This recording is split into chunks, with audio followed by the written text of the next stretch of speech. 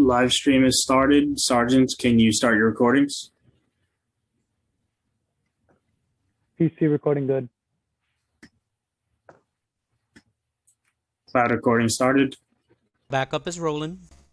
Sergeant Bradley, could you please give us the opening? Okay. Good morning, and welcome to today's New York City Council hearing on immigration joint with housing and buildings. At this time, all panelists, please turn on your videos. To minimize disruption, please place electronic devices on vibrate or on silent. If you wish to submit a testimony, you may do so at testimony@council.nyc.gov. Again, that is testimony@council.nyc.gov. Thank you for your cooperation. Chairs, we may begin. Thank you, Sergeant of Arms, and buenos dias to everyone. I'm Carlos Menchaca, Chair of the New York City Council's Committee on Immigration. We're joined today by Committee on Housing and Buildings, chaired by my colleague, Councilmember Robert Cornegy. And I'd like to also let you all know that we are joined by Councilmember Drum, who is leading the resolution today that we are hearing, Councilmember Chin, Jonai, Lewis, Brooks Powers, Kredenchik, and Moya. Today, the committees will be conducting oversight on the housing disparities faced by immigrant New Yorkers and the programs and services and outreach conducted to address these gaps. The Committee on Immigration will also hear a resolution, pre-considered resolution sponsored by Councilmember Drum, which calls on the New York State Legislature to pass and the governor to sign legislation that would expand the eligibility for disability rent increase exemption to include certain categories of immigrant New Yorkers who are currently excluded. I will let Councilmember Drum make a statement after we hear from Chair Cornegy, but let me just say that the city's rent freeze program is a critical lifeline for low-income New Yorkers, vulnerable New Yorkers. It helps them stay in their homes. It keeps families together. There is no reason that proof of disability needs to rely on the receipt of federally funded benefits that are restricted to US citizens and certain immigration categories. We need this state legislation so that the rent freeze program can truly be for all New Yorkers over the age of 62 or living with disabilities. I want to thank my colleague, Councilmember Drum, for being a member of this committee, for being a past chair of this committee, and for being the current chair of the Finance Committee, for all the leadership on this issue. We need this state action now. Housing disparities such as overcrowding, rent burden, and poor housing conditions are an ever-present reality for many immigrant New Yorkers. Of the 3 million immigrant New Yorkers in our city, 1 in 5 live in overcrowded households, and more than half are considered rent burdened, as more than 30% of their monthly income is spent on rent. 16% live in apartments considered to have poor conditions due to landlord neglect. The last federal administration attempted to issue various policies targeting immigrants through rulemaking, such as the HUD proposed rule and the public charge rule, which could have reduced utilization of housing assistance programs like Section 8 and public housing, further causing increases in unstable housing, overcrowding, shelter use, and ultimately increasing rates of homelessness. Immigration enforcement also increased during the Trump administration, tearing families apart. With the removal of the breadwinner, once self-sufficient families were often devastated and forced to rely on social welfare programs to survive, in addition to facing trauma of a banished parent. This often left families unable to afford rent or with the loss of their house subsidy. On top of all of this, immigrants have continued to face tenant harassment and discrimination by landlords, and this has unfortunately gotten worse during the COVID-19 pandemic. As the pandemic has caused hundreds of thousands of New Yorkers to lose their jobs, undocumented individuals across the city are even more vulnerable as they are not eligible for any kind of government assistance. Federal stimulus checks or unemployment insurance are often left even more vulnerable to being harassed by landlords.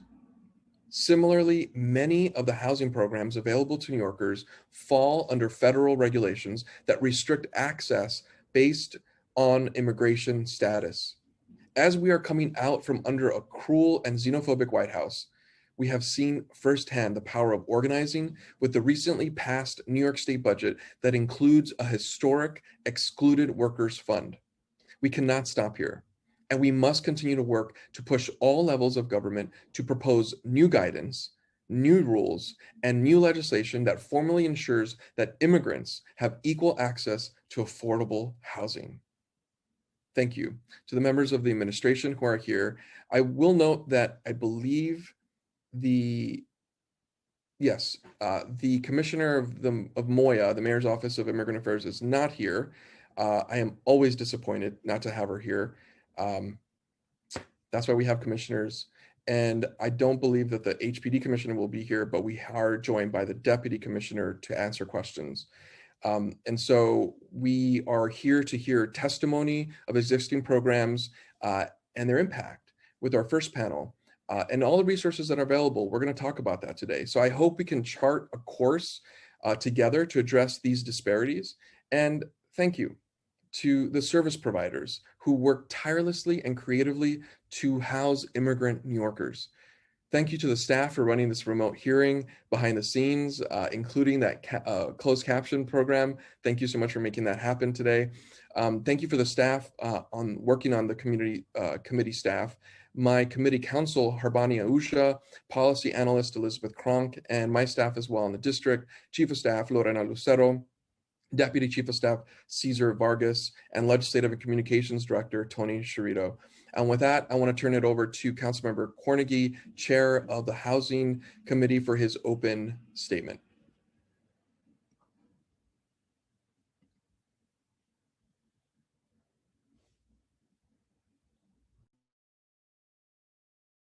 And while you get unmuted, we are also joined by Councilmember Rivera and Councilmember Rosenthal. Welcome. Thank you, Chairman Chaka. Good morning, everyone. I'm Councilmember Robert Cornegy, Chair of the Committee on Housing and Buildings. Thank you all for joining this joint hearing with the Committee on Immigration, chaired by my colleague, Councilmember Carlos Menchaca. I'd like to thank my co-chair for hosting this very important hearing with me, especially as timely as it is. The cost of housing in New York City continues to rise, affecting all demographics with low and moderate income. However, the rising cost of living disproportionately affects immigrants and people of color. On average, immigrant New Yorkers are more likely to be rent burdened and live in overcrowded households compared to their US-born counterparts. In 2011, it was found that 16% of low-income immigrant New Yorkers lived in apartments considered to be in poor condition. Over 3 million immigrants call New York City home. We should be doing all that we can to ensure that they have a fair chance to live here in dignity with safe, decent, affordable housing as a critical part of that. Although there are a number of housing programs and resources to assist immigrants at the state and city level, there are still disparities in who can fully access them. New Americans who have not achieved immigration documentation on the basis of their immigration status alone have limited access to some of these programs. For a group that is already disproportionately living in overcrowded, substandard housing, the problem is exacerbated by the fact that they don't have an equal share in public programs and resources. Nobody should have to live in substandard housing, let alone because of their immigrant status. Today, I committed to learn what the city can be doing better to serve some of the most vulnerable members of our population. The committees will also hear a resolution, as already stated by my colleague, sponsored by Councilmember Drum. We very much appreciate putting forward this resolution that would expand eligibility for disability rent increase exemption to include New Yorkers who are currently excluded because of their immigration status. Our city programs and laws cannot treat one person as more of a human than another person. Our laws are meaningless and they only apply most of the time. Nobody is safe until we are all safe. I'd like to thank my colleagues from the Committees on Housing and Buildings and Immigration who are present.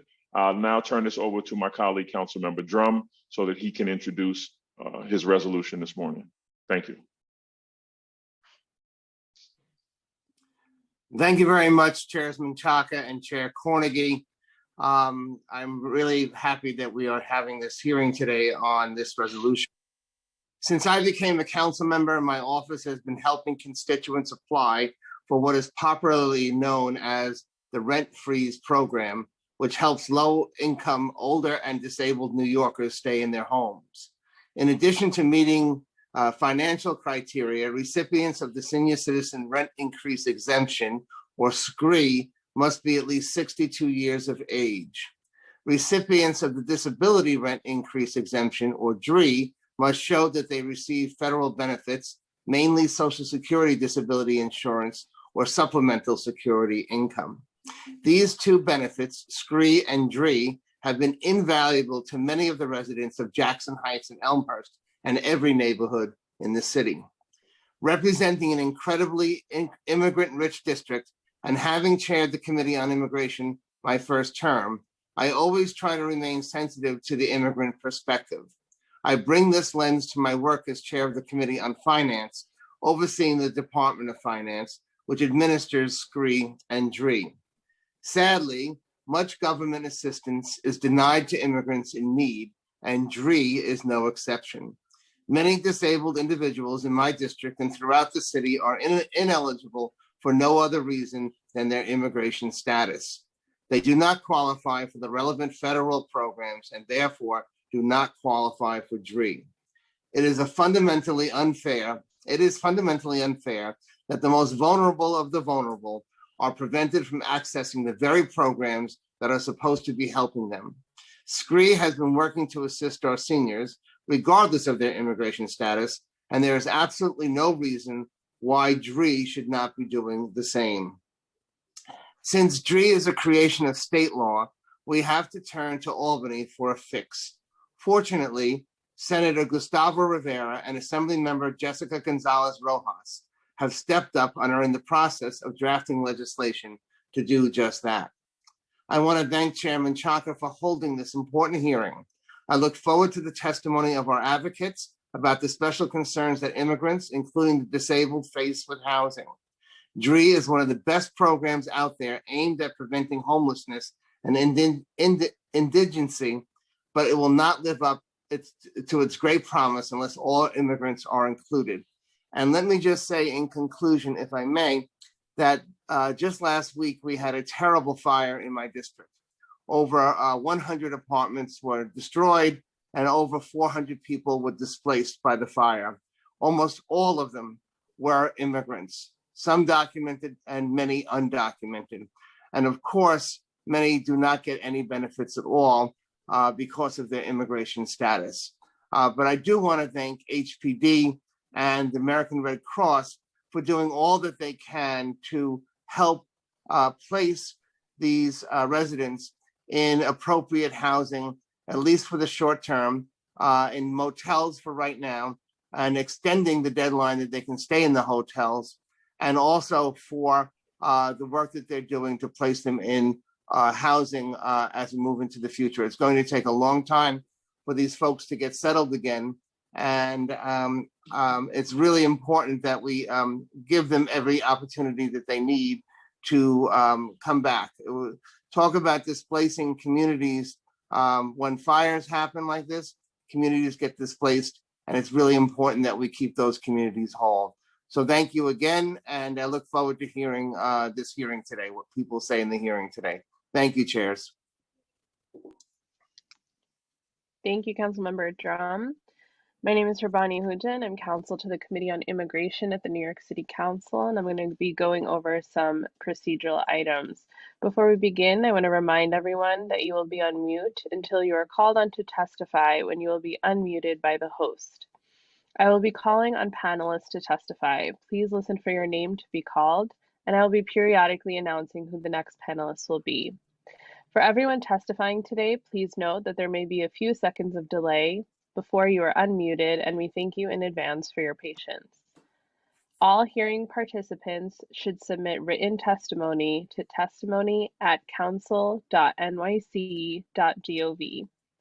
At today's hearing, the first panel will consist of members of the public, followed by representatives from the administration, followed by council member questions, and then additional members of the public will testify.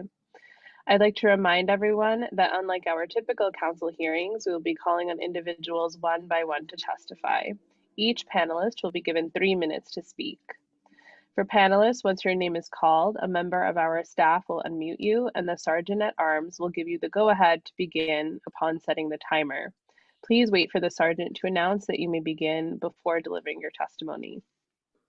Council members who have questions for a particular panelist should use the raise hand function in Zoom, and I will call on you after the panelist has completed their testimony. We will now hear testimony from our first panel. I'd like to welcome Fabian Bravo to testify. After Fabian, I will be calling on Mario Cortez to testify.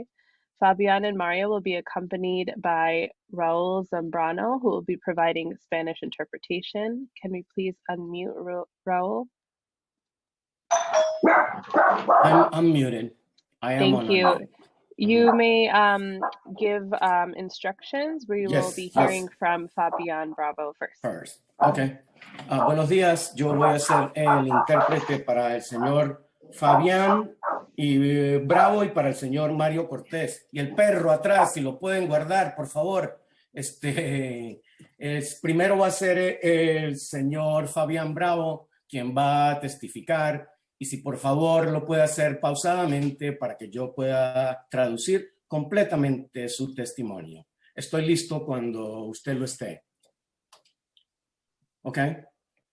Should he go ahead now? Yes, we can begin. Oh, puede comenzar, señor. Señor Fabián Bravo. Buenos días. Good morning. Morning. Muy buenos días a todos. Muchas gracias por permitirme ser parte de esta, para brindar mi testimonio ante ustedes. Thank you all. Thank you for allowing me to give testimony before all of you. Mi nombre es Fabián. Soy miembro de la organización Vecinos Ayudando Vecinos y vivo en Sunset Park.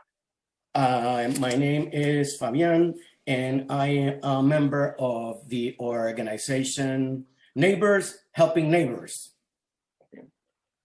Han pasado un año desde que la pandemia azotó mortalmente al mundo y desde ese momento comenzó esa pesadilla. It has been a year since the pandemic has affected the world, and that is when the nightmare begun. That nightmare, esa pesadilla. Esta pesadilla está afectando emocionalmente, mentalmente, económicamente y espiritualmente a nuestra comunidad latina en muchos aspectos de nuestra vida cotidiana. This nightmare is affecting our Latin community in an emotional, mental, and spiritual way. Y es que no estábamos preparados para un tipo de pandemia de esta magnitud. We were not prepared for a pandemic of this magnitude. Y por esa pandemia estamos viviendo en un caos de angustia y de ansiedad por la preocupación de los efectos negativos de esta pandemia. Because of that pandemic, we're living the negative aspects of that pandemic. We are living in anxiety. Donde miles de personas hemos perdido a nuestros padres, hermanos, hijos y amigos, y muchos tristemente no tuvimos la oportunidad de despedirnos de ellos. En mi propio caso, Thousands of us have lost friends, family members, and unfortunately, we were not able to say our goodbye. En nuestro caso, o en mi caso, mi cuñada y dos amigos fallecieron por causa del COVID-19. In my case, my sister-in-law and two friends died because of COVID-19. La comunidad indocumentada ha sido afectada doblemente por esta situación. The undocumented community has been affected twice as much because of that situation. Ya que además esta pesadilla no ha terminado. Other than that, this nightmare is not over.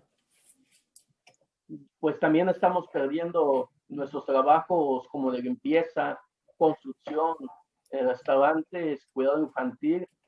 We're also losing our jobs in cleaning, in construction, in restaurants, in taking care of children. Lamentablemente no recibimos algún tipo de beneficios económicos como ayuda de desempleo o algún estímulo económico. Ya que no Unfortunately, contamos con un número de seguro social. we do not receive any type of financial assistance, such as unemployment, since we do not have a social security number. Y todo esto nos está causando una crisis económica. Pues All of ya that. que tenemos más gastos fijos, gastos que estamos pagando como renta, comida, luz y gas. All of that is causing more financial burdens. Those are expenses that have gone up, such as rent, food, and others. Y también el próximo mes de mayo de este año 2021 se vence la fecha límite de desalojos de los departamentos y los negocios en la ciudad de Nueva York. In month is the day in which evictions expire for the city of New York. ¿Qué va a suceder si comienzan las demandas en la Corte de Vivienda? ¿Cuántas What is going to personas happen van a if quedar sin hogar? lawsuits start in housing court? How many people are going to be left without a home? ¿Dónde vamos a ir si nos desalojan de los departamentos donde actualmente estamos viviendo con nuestros familia e hijos? Where are we going to go if we are evicted from the apartments where we are presently at with our family and our children? En mi caso, la dueña del edificio donde yo vivo ya nos han demandado 4 veces. In my case, the owner of the house where I live has sued us 4 times already. Todas estas demandas hemos obtenido ayuda de organizaciones como Vecinos Ayudando a los Vecinos y Justice Center. All of these lawsuits, we have received help from organizations such as Neighbors Helping Neighbors, organizaciones como Vecinos Ayudando a Vecinos. ¿Y cuál es la otra, señor? El Comité de la Quinta Avenida y Urban Justice Center. Urban Justice Center. I told you about Fifth Avenue. Sí. Como mi caso, hay cientos de personas que pueden perder sus departamentos en la Corte de Vivienda. Like in my case, hundreds of people can lose their housing in housing court. Y es que no contamos con el dinero ni las posibilidades económicas para pagar a un abogado. And we don't have the money or the financial possibility to be able to pay for an attorney. Y necesitamos que organizaciones como el Comité de la Quinta Avenida, Vecinos Ayudando a Vecinos, nos ayuden con estos casos. And we count on organizations such as something Fifth Avenue and Neighbors Helping Neighbors so that they can help us in cases like this. Hay más organizaciones por mencionar, pero esas son algunas. There are more organizations. ¿Voy a mencionar algunas? No, por mencionar algunas. Just to mention some of them. Okay. Mm-hmm. Pero estas organizaciones, a su vez, necesitan fondos. These organizations, at the same time, they need funds. Para que ayuden a las personas que actualmente y después de mayo vayan a solicitar este tipo de ayuda. so that they can help the people that need this at the present and are going to need this after May. Porque es obvio que se avecina una situación caótica por las demandas que se vienen. Obviously, there is a chaotic situation coming up because of the lawsuits also. Pero en este momento, si nos anticipamos, nos podemos preparar a esta crisis que se avecina. If we anticipate ourselves, we can prepare for this crisis coming up. Esta crisis que se avecina de desalojos de la vivienda y de los negocios aquí en Sunset Park. This crisis that is coming up with the evictions of homes and businesses here in Sunset Park. Por tal motivo, yo le pido en voz de toda la comunidad latina que destinen más fondos económicos a nuestra comunidad latina. Therefore, I ask you on behalf of my Latin community that you send more funds to the Latin community, that you destine more funds to the Latin community. Y que si es posible, ayuden a esas organizaciones y esas organizaciones nos ayuden a nosotros los inmigrantes. And if possible, that you help those organizations so that those organizations help us, the immigrants. Con proyectos como ayuda legal con abogados para que nos defiendan en las cortes de vivienda. With projects like help from attorneys so that they can help us in family court. En ayuda también legal en cuestiones con los dueños de edificios que a veces nos discriminan y nos acosan para que nos saquen de los departamentos. Legal help with owners of buildings who sometimes harass us so that we are evicted from the apartments. Así como esta pandemia que no discrimina edades ni sociedades. Just like this pandemic that does not discriminate ages or societies. Esta pandemia de las demandas que se avecinan tampoco van a distinguir ningún tipo de edad ni sexo. These lawsuits regarding the pandemic are also not going to discriminate race or sex. Sí, pues ya hemos perdido mucho por esta pandemia. No queremos perder nuestros hogares. We've lost a lot with the pandemic. We do not want to lose our homes. De la manera más atenta, ustedes son nuestra última esperanza en esta crisis. You are our last hope in this crisis in the most attentive way. Muchas gracias por su atención a todos y eso era mi testimonio. Thank you all for your attention, and that was my testimony. Gracias, Fabián. Muchas gracias.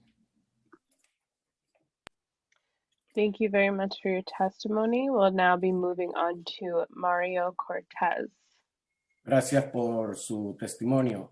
Ahora seguimos adelante con el señor Mario Cortés. Buenos días a todos.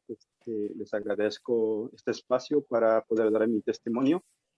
Good morning to all. I thank you for giving me the space to give my testimony. Mi nombre es Mario Cortés. My name is Mario Cortés. Yo vivo en el 229 de la 23 Street en Brooklyn. I live at 229 23rd Street in Brooklyn. Tengo 12 años viviendo en el mismo apartamento y en esta comunidad desde el año de 1997. I've been living in the same apartment and in the same community for 12 years. It's been since 1997. Los problemas que padezco en mi vivienda son los siguientes. The problems that I have in my home are the following: Falta de reparaciones en general, falta lack de of general repairs, lack of heat, discriminación, discrimination, acoso y desalojo. harassment, and eviction. A los que añado los que estoy padeciendo durante esta pandemia. The ones I've added are the ones I've been suffering during the pandemic: Físicos, mentales y económicos. physical, mental, and economic, financial. Depresión, estrés, Depression, stress, ansiedad, insomnio. anxiety, insomnia. Pérdida total de mi trabajo por un periodo largo. sin Total ingreso loss of my alguno. job for a lengthy period, no income. Tener un trabajo sin beneficios por ser indocumentado, aún esté pagando mis taxes individuales. Repítame, por favor, no le oí el comienzo, señor. Ok. Tener un trabajo sin beneficios por ser indocumentado, aún pagando mis impuestos personales. Having a job without receiving any benefit, even though I am paying my own personal taxes. Estoy realizando el pago de la renta de una silla de barbería en la cual trabajo sin tener ingresos. I pay for the rent of a barber chair that I rent without receiving any income. No recibir estímulo alguno de parte del gobierno durante esta pandemia. Did not receive any kind of stimulus payment from the government during this pandemic. Asimismo, no tener ingreso económico que me permita realizar el pago de mi renta atrasada del apartamento. And just like that, not having any income that allows me to pay for the rent of the apartment that is late. Agradezco a la organización Vecinos Ayudando a Vecinos por abrirme las puertas y recibir su apoyo. I thank the organization Neighbors Helping Neighbors for opening their doors to me and giving me their support Cuando se los pedí. when I asked them for it. Me han dado el asesoramiento adecuado a mi problema de desalojo. They have given me the adequate advice regarding my problem with the eviction. Que hasta el presente día nos mantenemos juntos en pie de lucha.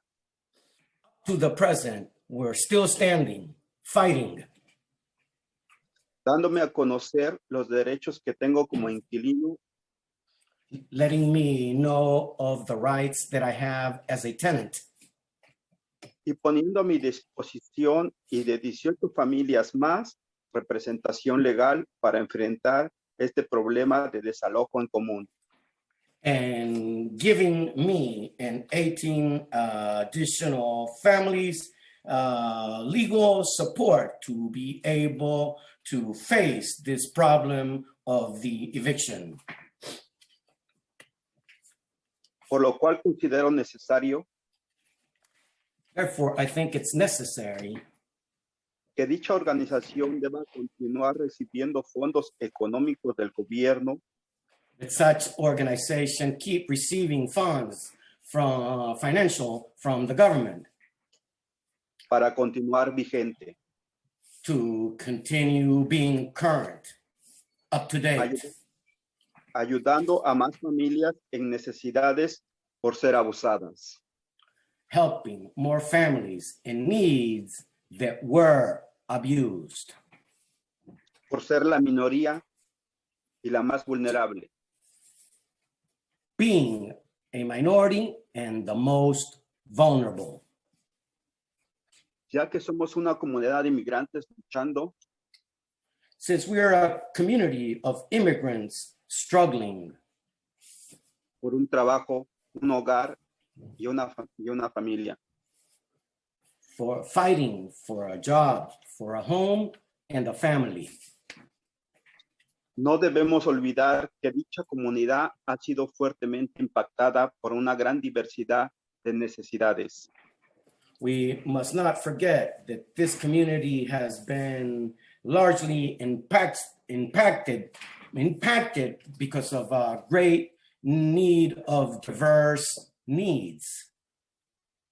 Por mencionar algunas, Mentioning some of them: salud, health, falta de alimentos, pérdida de trabajo, lack of food, loss of work, pocas horas de trabajo, falta de ingresos económicos, few hours, lack of income, compra de medicamentos, atraso en los pagos de renta, luz y gas, purchasing medication, being behind on the rent and utilities payments, pérdida de algún familiar por la pandemia, entre muchas más. loss of a family member because of a pandemic, amongst many others. Por lo que considero y pido fondos de ayuda económica. I ask then for economic help. Levanto la voz por mi comunidad inmigrante de la ciudad de Nueva York. I raise my voice for my immigrant community of the city of New York, para ser escuchados y tomados en cuenta. so that we can be heard and taken into account. No deseamos permanecer invisibles en esta sociedad y ante los ojos de los políticos y los gobiernos. We do not wish to stay invisible for the society and before the politicians and the government. En esta ciudad que muchos otros abandonaron. In this city that many others have abandoned. Por tener la oportunidad de mudarse a sus estados de origen. Having the opportunity of going back to the states where they came from, their states of origin. Para evitar el pago de rentas elevadas. To avoid the payment of elevated rents. Para evitar acumuladas por motivos de la pandemia y falta de trabajo. To avoid accumulated because of the pandemic and lack of work. Que nos afecta a todos en general. It affects us all in general. Y aún más, a un grupo de la sociedad mucho más, en el caso de nosotros, por ser la minoría de inmigrantes. In our case, a lot more since we are a minority of immigrants in society. Soy la voz de muchos que continuamos aquí viviendo. I am the voice of many of us that continue living here. Con un gran temor de que finalice la moratoria el día 1 de mayo. With a great fear that the moratorium ends on May 1st. Y no contemos con los recursos económicos para resolver los problemas de nuestras viviendas. We do not have the resources to be able to resolve the problems with our housing. Por último, quiero agradecer a Vecinos Ayudando a Vecinos, por mencionar a algunas personas, Marcela, Kimberly, Aura, que se han mantenido en la lucha durante año y medio en los acosos de desalojo que tenemos los vecinos de tres. Lastly, I want to say thank the organization Neighbors, Helping Neighbors, especially Marcela, Kimberly, and Aura, who have helped us for the last year and a half with the problems that we have facing eviction. Porque es posible que hoy en día estuviéramos ya desalojados. Because it's possible that at the present we would have been evicted already. Eso es todo. Gracias por escuchar mi testimonio. that is it. Thank you for listening to my testimony. Y quiero decir muchas gracias a Mario y Fabián por su testimonio. I want to say thank you to Fabián and Marco for being here and for speaking their truth. Y aquí lo hacemos así, escuchando las voces de la comunidad inmigrante, tienen voz y tienen poder. This is what we do here in this committee, is to really hear from people directly, because you all have power in your voice. Y también quería mencionar, señor Bravo, pienso que conozco su hija, Samantha Bravo, alguien que lucha en la comunidad tan joven, y si puede mandar mis saludos, por favor, a su familia. I was just telling Mr. Bravo that I know her daughter, who has been fighting on the ground and testifies as a young person in middle school, I think now. And so this is a family. The Bravo family has been fighting for a long time, and it's just great that this hearing is going to start with these voices representing not just a Latino community, but a community of immigrants who are experiencing this. And the agencies are here to hear firsthand what is driving us as a city council, as a committee, as a joint committee, and as city council as a whole. So, muchas gracias otra vez por su testimonio, su tiempo, y la lucha sigue, y ojalá que muy pronto vamos a traer esta justicia que merecen cada inquilino. And hopefully we'll bring that justice because of this work that we're going to be doing in this committee. So thank you so much, and I'll hand it back to committee council. Thank you, Chair. I'd like to thank this panel for their testimony, and our interpreter for providing interpretation. At this time, we'd like to move on to our next panel, which will be members of the administration. Testimony will be provided by Jean Bay, Moya Director of Policy and Legislative Affairs. Additionally, the following representatives will be available for answering questions: Sabrina Fong, Moya Deputy Director of Research; Ahmed Tigani, HPD Deputy Commissioner of Neighborhood Strategies; and Anne Marie Hendrickson, HPD Deputy Commissioner of Asset and Property Management. As a reminder, during the hearing, if council members would like to ask a question of the administration or of a specific panelist, please use the Zoom raise hand function and I will call on you in order. Before we begin, I will administer the oath. Director Jean Bay, Deputy Director Sabrina Fong, Deputy Commissioner Ahmed Tigani, Deputy Commissioner Anne Marie Hendrickson. I will call on you each individually for a response. Please raise your right hands. Do you affirm to tell the truth, the whole truth, and nothing but the truth in your testimony before this committee, and to respond honestly to council member questions? Director Jean Bay? I do. Thank you. Deputy Director Sabrina Fong? I do. Thank you. Deputy Commissioner Ahmed Tigani? I do. Thank you. Deputy Commissioner Anne Marie Hendrickson? I do. Thank you. Director Jean Bay, you may begin your testimony when you are ready. Thank you so much. Before I begin my testimony, Immigration Committee Chair Carlos Menchaca, you may not know my name and you may not remember me, but I actually have been participating and observing and supporting your hearings and all of your briefings, etc., for the past year. And one of the things that I absolutely admire about working at Mayor's Office of Immigrant Affairs is that despite what we usually think of as city bureaucracy and hierarchy, and before I came to Moya, I worked in different parts of city government, so I'm very used to it.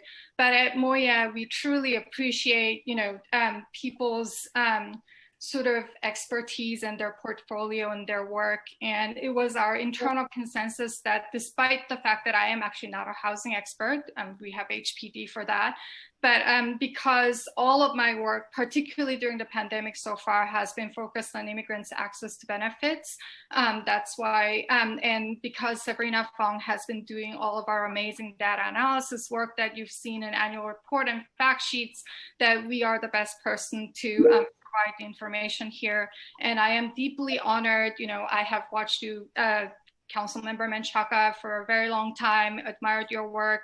Same with Councilmember Chin, always, you know, focusing on immigrants, Councilmember Drum, and all the other council members here. I know the work that you're doing for New York City immigrants, and that's why I feel very privileged to live in the city, work for the city. So I just wanted to make that note, and I will start my testimony. Thank you very much. Thank you and welcome. Thank you. Thank you. Thank you to Chairman Chaka, Chair Carnegie, and the members of the Committee on Immigration and the Committee on Housing and Building for calling this hearing.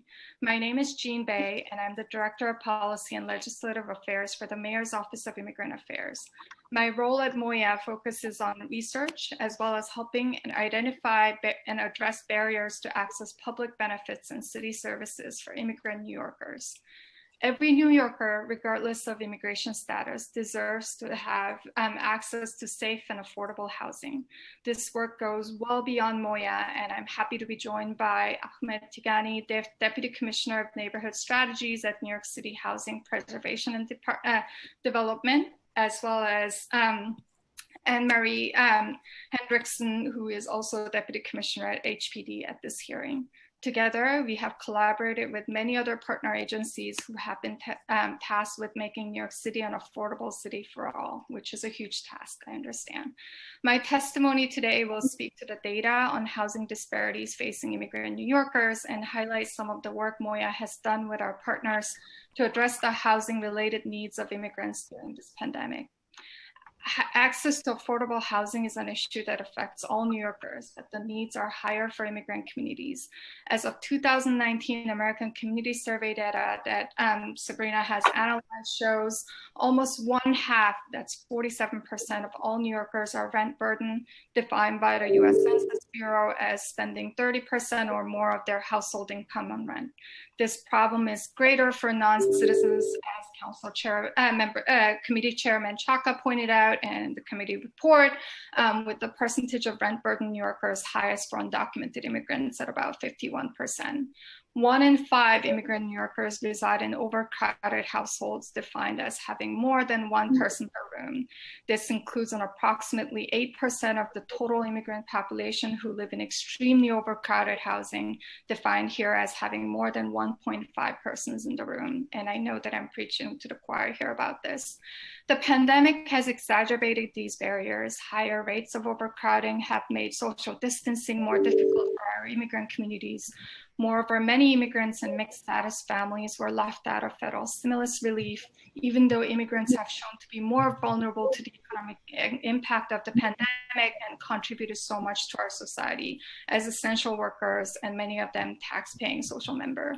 While the state and federal eviction moratoria provided temporary relief for many families, housing insecurity is interconnected with underlying socioeconomic disparity and challenges immigrants have faced long before the pandemic.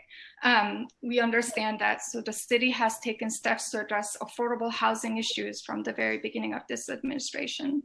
The fight for affordable housing is a multi-pronged one, with various agencies providing support to address homelessness, provide tenant protections, and the creation and preservation of housing stock. My colleague from HPD can provide additional details about the ways in which the city has tackled affordable housing, including those for immigrants. I also want to recognize the role of HRA Office of Civil Justice, the Mayor's Office to Protect Tenants, and the City Commission on Human Rights in ensuring that all New Yorkers have access to the housing they need and know their rights. Moya's role in this area is to advise the agency partners who are focused on housing issues, on immigration-specific issues, serve to amplify the unique needs of immigrants and share crucial information with the immigrant community. During the COVID-19 pandemic, as it became clear that federal assistance would not address the urgent needs of our immigrant population, Moya worked with agency partners in identifying ways to alleviate the immediate housing needs of immigrants. While Moya was able to advocate for and help secure private funding for direct payments to immigrant New Yorkers, as you're well aware, we also recognized that further housing-specific support was needed. Through Moya's and city, including HPD's strong advocacy, we secured $12 million from various private funders to serve those unable to access traditional rental arrears assistance programs. Building on the existing and successful efforts of the home-based program in keeping New Yorkers in their homes, the funds and services for tenant experiencing need, which we call FASTEN program, has helped vulnerable and underserved New York residents stay in their homes during COVID-19 by providing them with rental arrears assistance, landlord mediation and legal assistance, financial counseling, job search assistance, as well as referrals to resources like food, affordable health services, utility arrears assistance, and other services. So for those who have, Mr.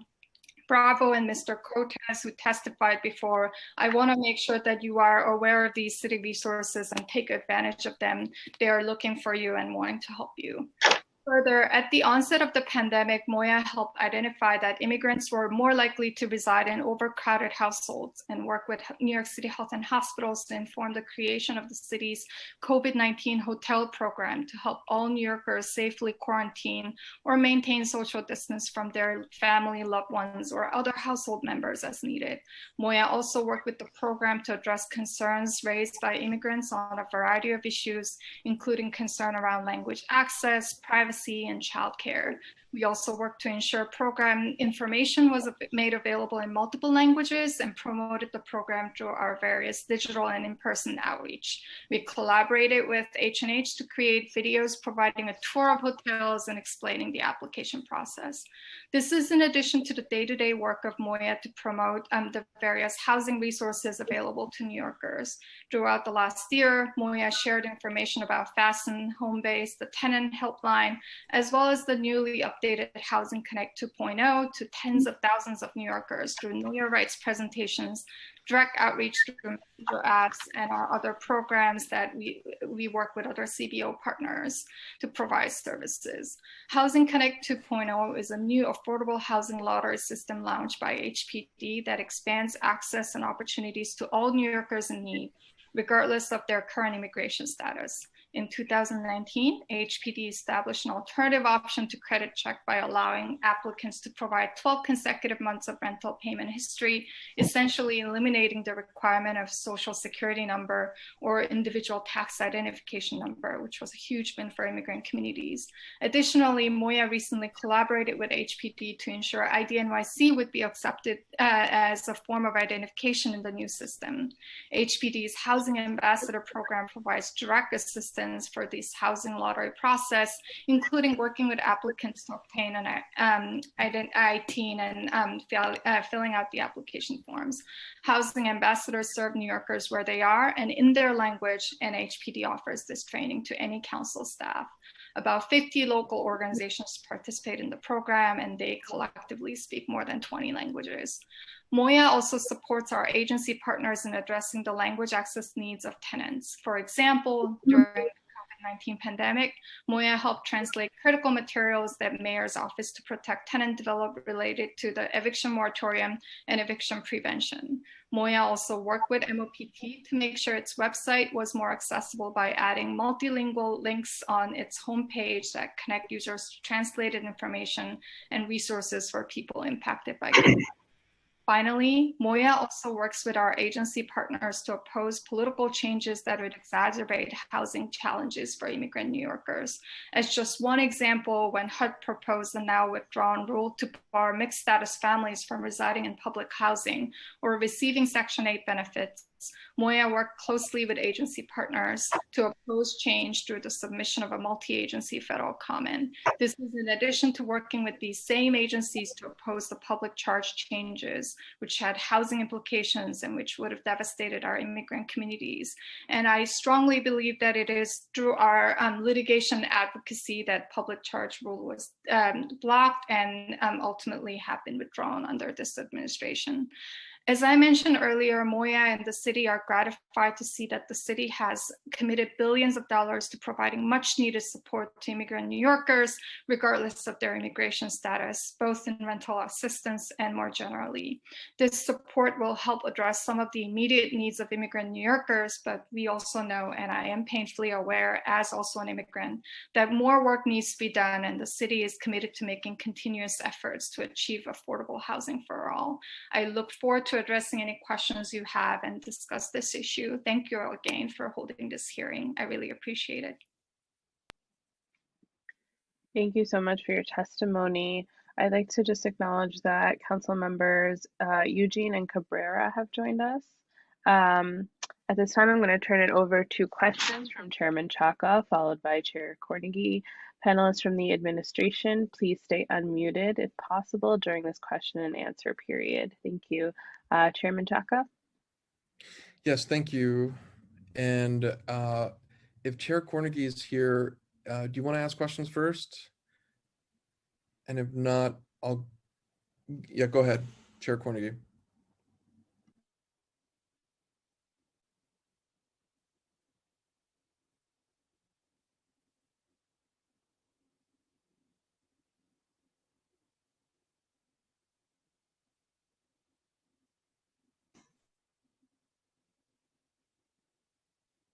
I'm sorry, can you hear me?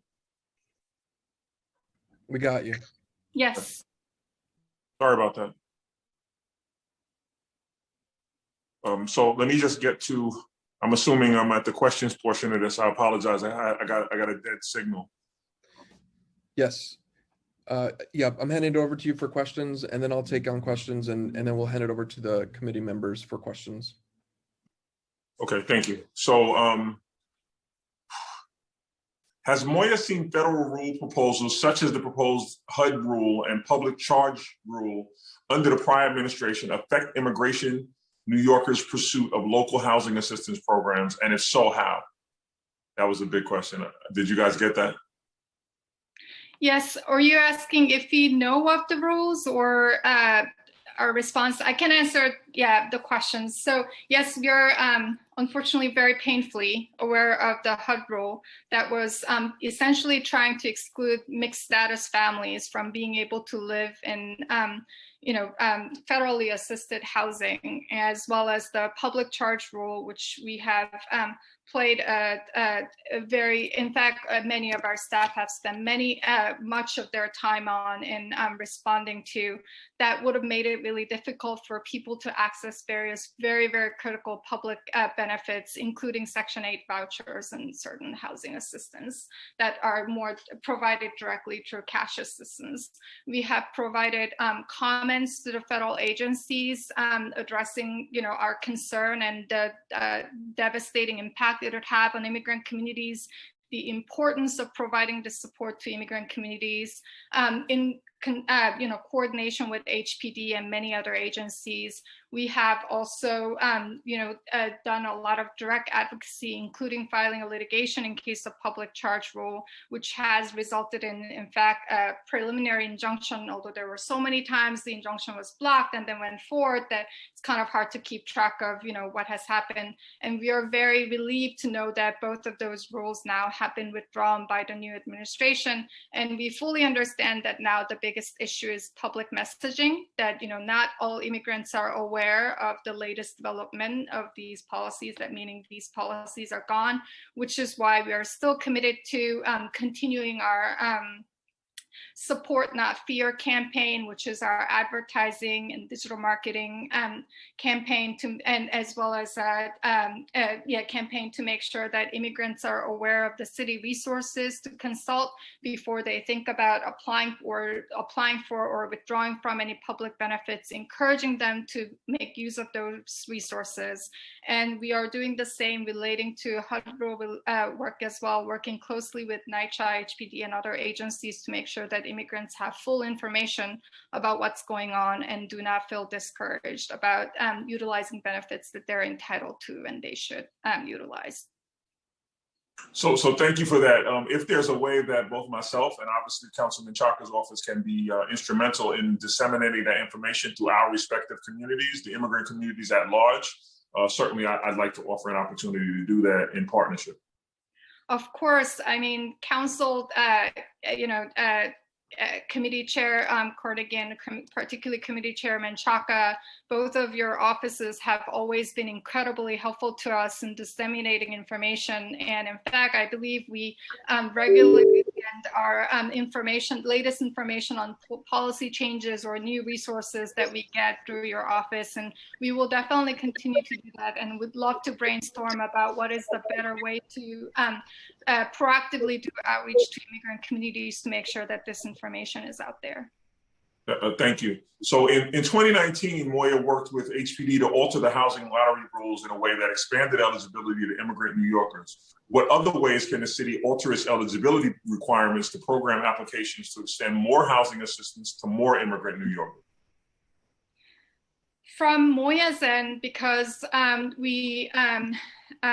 think probably for the best, given my knowledge of housing, that we don't directly address the actual laws and policies relating to, immigrants' eligibility for programs, but we always work together with and advise relating to the impact of these different eligibility restrictions on immigrants. And relating, 2019 Change to Housing Connect has been such an exciting development for us, and we have done, a lot to basically promote that information to different communities through our communication channel, our outreach, Know Your Rights presentations, and these different ways. And relating to any, further policy changes that we're contemplating, as of now, because of the sort of people's imminent concern, as testimonies have provided about sort of rental arrears and the burden of having to pay for the rent and the concern about housing immediate housing stability during the pandemic. That was sort of what we have been mainly focused on. But furthermore, long-term housing, which is obviously much more important than providing stability, and how policy changes are being considered, I defer to you. And Ahmed, please go ahead. Sure. Good morning, chairs and members of the committee. Thank you for this opportunity to speak on this topic. Just because this is the first time I'm getting to speak today, I just want to also thank Mr. Bravo and Mr. Cortez for their comments today. As someone who long ago with his family also received help from the same organization, living in Sunset, lucky enough to receive a housing voucher and be able to grow and be a part of the city, I truly recognize where that gratitude comes from and also recognize them as a great organization. Building on the comment from my colleague from Moya, for us, we are looking at ways just to reduce the barriers to being able to access these services. It comes from a couple of things. A, we have to meet people where they are. We need to make sure that we know how best they are able to receive this information, especially in this ongoing crisis, whether they are home, whether they are essential workers and their time is limited, and how best to deliver that message to them, whether it's through a virtual communication, whether it's through limited in-person, socially distant, safe contact. We are talking with our community partners on the ground, which comes to our point two, working with those who work in the community, have that credibility, are recognized as having that best interest. Again, given the comments made earlier about what we're coming back from, a place where government was seen as coming after their status, we want to be of help to them, and we know that that is a long road that requires us to show up, provide help, and to bring people with us who have been helping them all along so that they see we're doing this in partnership. We have to make sure that we're doing this in a way that is culturally sensitive, that is recognizing the various and diverse and large array of languages that are spoken in our community, and putting people in the field who are able to deliver this message, whether virtually or in person, making sure that the translations are accurate, making sure that we are getting the right connotations and the right translations, getting the right message out there. We also need to make sure that we are doing this in a way that we are being both present at different times. We can't just be available to provide this information at one particular hour and assume that we're going to get everyone we need. These are people who are essential workers. These are people who work non-traditional jobs and non-traditional lives so that they can make means and live and be a part and give back to the city. So we need to, again, meet them where they are. And from the rules and the regulation perspective, you already see from the housing lottery perspective where we are trying to find ways to be flexible, to show the points that we need to show without using restrictions that may be unattainable or hard to get for our fellow immigrant New Yorkers. And if there are other ways, we'll continue to do so, and we welcome any ideas. So thank you for that. I have a question, and I'll come back to another round if I have the opportunity. But my final question in this round is, so this particular hearing was about, obviously, Councilmember Drum's resolution, but the real theme of it was that there is this segment of our population that finds itself generally ineligible for the services that are available. Even the ones that are eligible are on the margins and the fringes. So, but there's a huge portion that is ineligible simply based on their immigration status. And for myself, and also obviously for Councilmember Menchaca, there's way too many people who fall into that category who are now rent burdened and who are in substandard housing and overcrowding and all those kinds of things, exacerbated certainly by the pandemic. I'm curious as to what partnerships with CBOs has Moya leveraged to provide housing assistance for those immigrants who, like we've said, are currently ineligible for federally funded programs. Absolutely. Thank you for the question. And, you know, as in my office, they jokingly call me as a COVID czar. And so as somebody who has been working on the pandemic response, I mean, there's a question that's more, you know, there is no question that goes more straight to the heart and just like, you know, breaks my heart than that one. Definitely, you know, undocumented immigrants have been disproportionately economically, you know, affected in terms of losing their jobs, losing their income, not being able to find jobs, having increased expenses. They also had a disproportionate health impact of losing their family members and being themselves sick and having all those issues. And yet they are systematically excluded from the existing public benefits. We, you know, part of this is a terrible federal law that exists to restrict any federal benefits from being available to immigrants, as well as making it preventing state and local governments, for the most part, in being able to provide sort of more direct public assistance to undocumented immigrants. And all those sort of legal barriers make it really challenging for immigrants to access these benefits. But it is precisely for this reason that at the beginning of the pandemic, our primary focus has been trying to deliver as much of a direct assistance. In fact, we know that cash is the most fungible thing and most useful thing for people to have in their hands at the, you know, especially in the moment of crisis. And so that's why we launched the COVID-19 Emergency Relief Program in coordination with Open Society Foundation, and it was $20 million, which, you know, sounds like a big number, but just tiny drop in the bucket compared to the need, but still we were extremely grateful. And we work with specifically work with community-based organizations to provide this funding to immigrant communities because of the trust that we have in these CBOs' relationship with the communities and their ability to assess the needs of immigrants and being able to provide direct support. And from that, you know, we are able to track at least some of the spending as to how the spending was done because the money was provided through a prepaid card, although a lot of it, they were able to just withdraw cash cash. So a lot of people just decided to withdraw cash directly.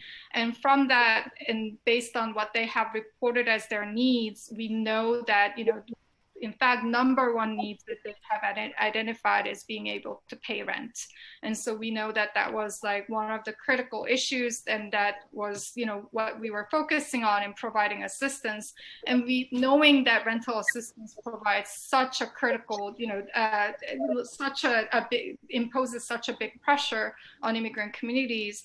That's why we work together with HPD, DSS, and, other partners to launch the FASTEN program, which is, again, going around the legal barriers that you have just identified in cities, existing funding that cannot directly go to immigrants. Through the assistance of private partners, we raised $12 million, and that allowed us to help immigrants, undocumented immigrants who cannot get these assistance, to get the rental assistance, including rental arrear payment, negotiating with the landlord, as well as identifying potential new housing that will provide more stability, and including, for instance, a case of like first month and deposit, and a lot of the other wraparound, assistance that they need. So those are sort of the main things that we have worked on. And I will also pass it on to Ahmed to chime in with the amazing work that HPD has been doing. Again, thank you for that comment and the opportunity to add. I think it's what's important about FASTEN is also to recognize that these organizations that we work with also overlap with much of the other work that we do, whether it be one of our 50+ housing ambassador programs located throughout all the 5 boroughs. They are part of our protective enforcement strategy. There is seriously a need, and I agree with you, Chair, that we need to expand the options here. One thing is to provide affordable housing that to help with mobility. The other is to make sure the housing that people have is safe, and that if there are issues with that housing, that we are out there doing enforcement. As you know, we have an aggressive tenant harassment strategy that collaborates across city government. That includes the Mayor's Office to Protect Tenants, includes MOIA, includes Department of Buildings, it includes state and other partners who focus on housing, who focus on special investigations. We, in last year alone, we did 1,500 buildings. We are aggressively taking landlords to court. If there are issues, we are forcing repairs. We are making sure that when recommendations come our way, we are going after those bad actors. In addition, we are not waiting for people to come and issue complaints. We have organized work throughout, especially communities of color throughout the city, where we are working hand in glove with organizers in buildings. I also want to recognize that what's very important during this time of COVID is tenant organizing is a very personal relationship that's built between the people in the building and the folks who are there to help them make that work happen, whether it's them themselves, their neighbors involved, or an organization that comes in who cares about their neighborhood. We recognize that COVID has brought up a lot of questions about how tenant organizing is going to happen before. And I'm amazed at how creative and dynamic and persistent people are about making sure this work happens. We're learning a lot about how, again, to approach the mixed method of both virtual and in person, so that we continue to get this information, continue to do our collaborative work with agencies like DOB to make sure that we're looking at both the housing maintenance code and the building code, so that if there are issues, we're addressing them all in one swoop, so tenants don't have to wait much longer to get those issues addressed. Thank you. I'm going to turn it back over for questions to my co-chair, but I want to say housing and building perspective, it is absolutely a priority to make sure that there is safety and that that our communities, which are living on the fringes and are susceptible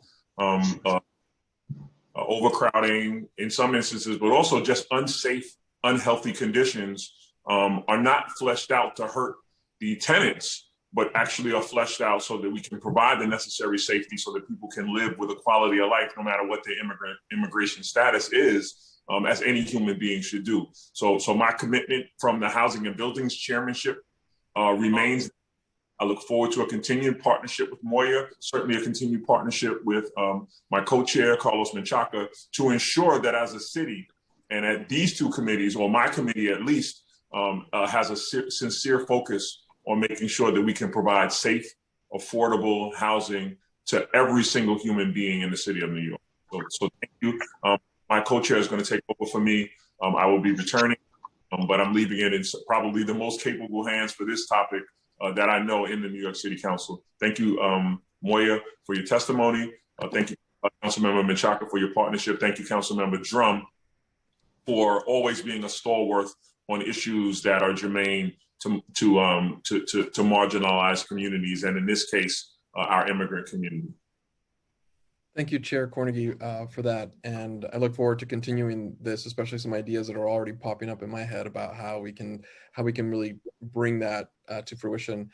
We've been joined by Councilmember Perkins as well. And I'm going to hold my questions and pass it over to council members who have questions before we start losing any of them. This is a really important topic, and I want to hear from them as well. Committee Council Harbani Ahuja. Thank you, Chair. I'm going to be calling on council members in the order in which they've raised their hands. Just as a reminder, if you'd like to ask a question, please use the Zoom raise hand function and we will call on you in order. We'll start with Council Member Chin. Time begins.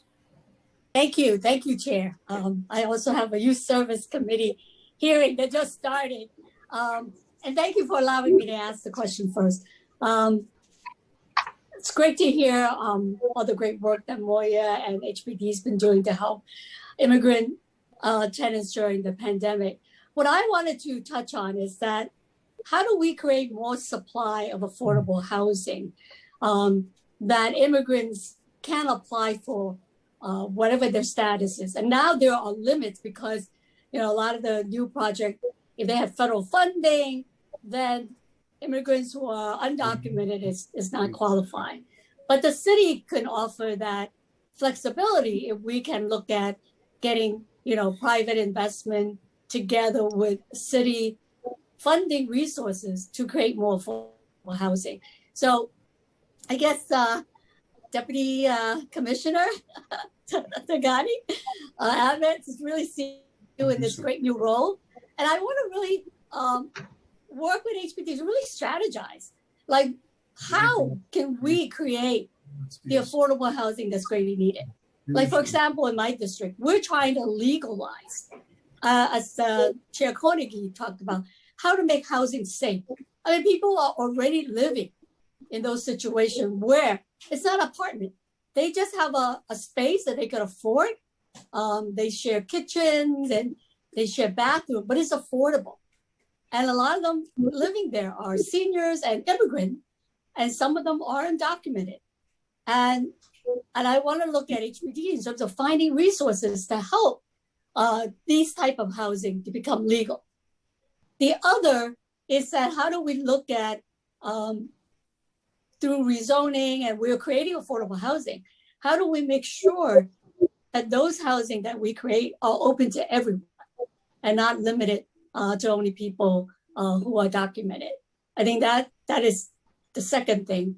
The third thing is that I know the city and the administration, the mayor, expanded this home share program that were targeting seniors, and that creates opportunity for seniors that might not have, all the paperwork to apply for government, senior housing. But that is a great program. But oftentimes what I've seen is that the rent is too high, right? So how do we create some subsidy to allow these seniors to take advantage of home share program? Because you might have another senior who happen to have a house and they have a 2-bedroom apartment and they can have a roommate.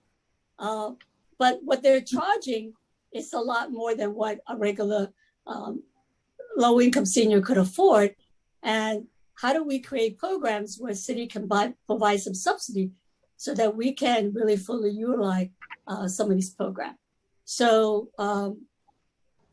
Deputy Commissioner, I know that you're part of like the strategic thinking there. How do we create more affordable housing and legalize some of the units that we already have in the city that immigrants are living in there? How do we make it safe, and legal and affordable. Well, Councilmember Chen, again, thank you for that question. There are a lot of different parts to that question, so I'll try to address what I can in different segments. But I think where you are and where we are as an agency is exactly in the same place. We want to create as much safe, accessible, quality, and equitable housing as we can in New York City to make sure it's accessible to the greatest number of people.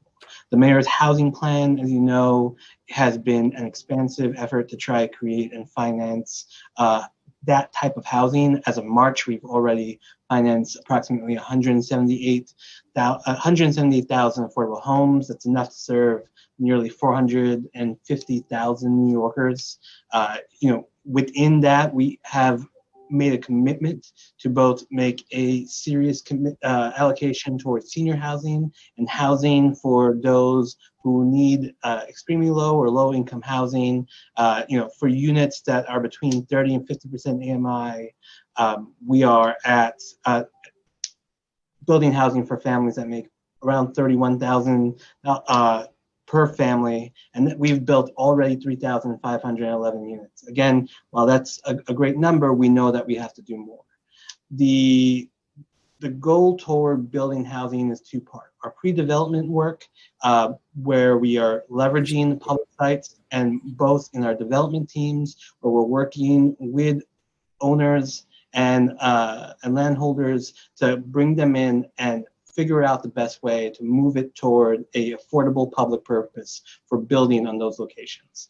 We worked with you successfully to bring quality senior housing to your district. We try to replicate those kind of conversations with the community so that we make sure these developments are successful. I think the big part of it, beyond those standard yet very complex development projects, is our ability to think outside the box. So, we not too long ago, released Share NYC as a proposal and a plan we want to see, looking at the shared rooming unit concept. It's a concept that mirrors in some ways the type of housing that you're talking about, while at the same time making sure it's in the affordable rubric that will make it accessible to as many people as possible. This is a housing concept that's now catching fire in other parts of the country, and we see that there is a demand for that kind of flexible housing if it can be delivered in an affordable way. Separate and apart from that, we want to look for housing that has people invested in the equity. We want to see people be able to contribute in the way that successful affordable housing cooperatives have for decades now. And so that's why we issued our shared equity RFP in March, so that we can solicit those ideas from the larger housing think tank community, from anyone who wants to submit ideas of how we can build affordable housing and still build equity into that model in a cooperative fashion. So we're not resting on the focus on traditional construction using public funds to make sure that we build affordable housing. We're looking outside the box, looking at the housing concept that you mentioned now to see if that's something we can deliver on a scalable level. We are looking at other ideas of shared equity so we can make that accessible. And of course, when it comes to the financing piece, which I'm no means an expert, and we have a very talented affordable housing finance team, and I can always come back to you and we can talk further about it. Development is a very, it could be a very expensive and complex process. So we do use a mixture of both private, public. We use state, federal, and local funds. This mayor has made a enormous commitment of city funds to see that we can make accessible housing happen. And if there are other ways we can further evolve, we will. And so I'm happy to connect with you after to talk about what we can do in partnership. Yeah, I think lastly is that just, right now there are going to be opportunities opening up. I mean, looking at some of the empty office building or hotels that are not surviving, and those might be the opportunity to create affordable housing. But I just also want to make sure that, in terms of affordable housing, yes, family housing is important, but don't forget the single individual. That's why, back in the old days, we have, single room occupancy. And a lot of those buildings were turned into hotels. And we lost a lot of affordable housing for individuals. And I think that we can bring some of those back as safe housing for immigrants, for seniors, and really seize those opportunities. Because what happened in the 80s when the city, economy was down, they were converting a lot of office building into residential. But unfortunately, it was not affordable. I mean, those were market rate housing and then turned into market rate co-op. And we lost that opportunity. And right now, we want to seize that opportunity. We got to make sure that the housing that we create are housing for working people, for low income, moderate income, and immigrant population. And let's not lose that opportunity again. So I look forward to working with HPD. And I think there are so much possibility that we can do to create affordable housing for the immigrant community. Thank you. Thank you, Chair. Thank you, Councilmember Chin. I'm just going to quickly ask again if there are any other council members that have questions. Please use the Zoom raise hand function now. Seeing no other hands, I'm going to turn it back to Chairman Chaka for questions. Thank you.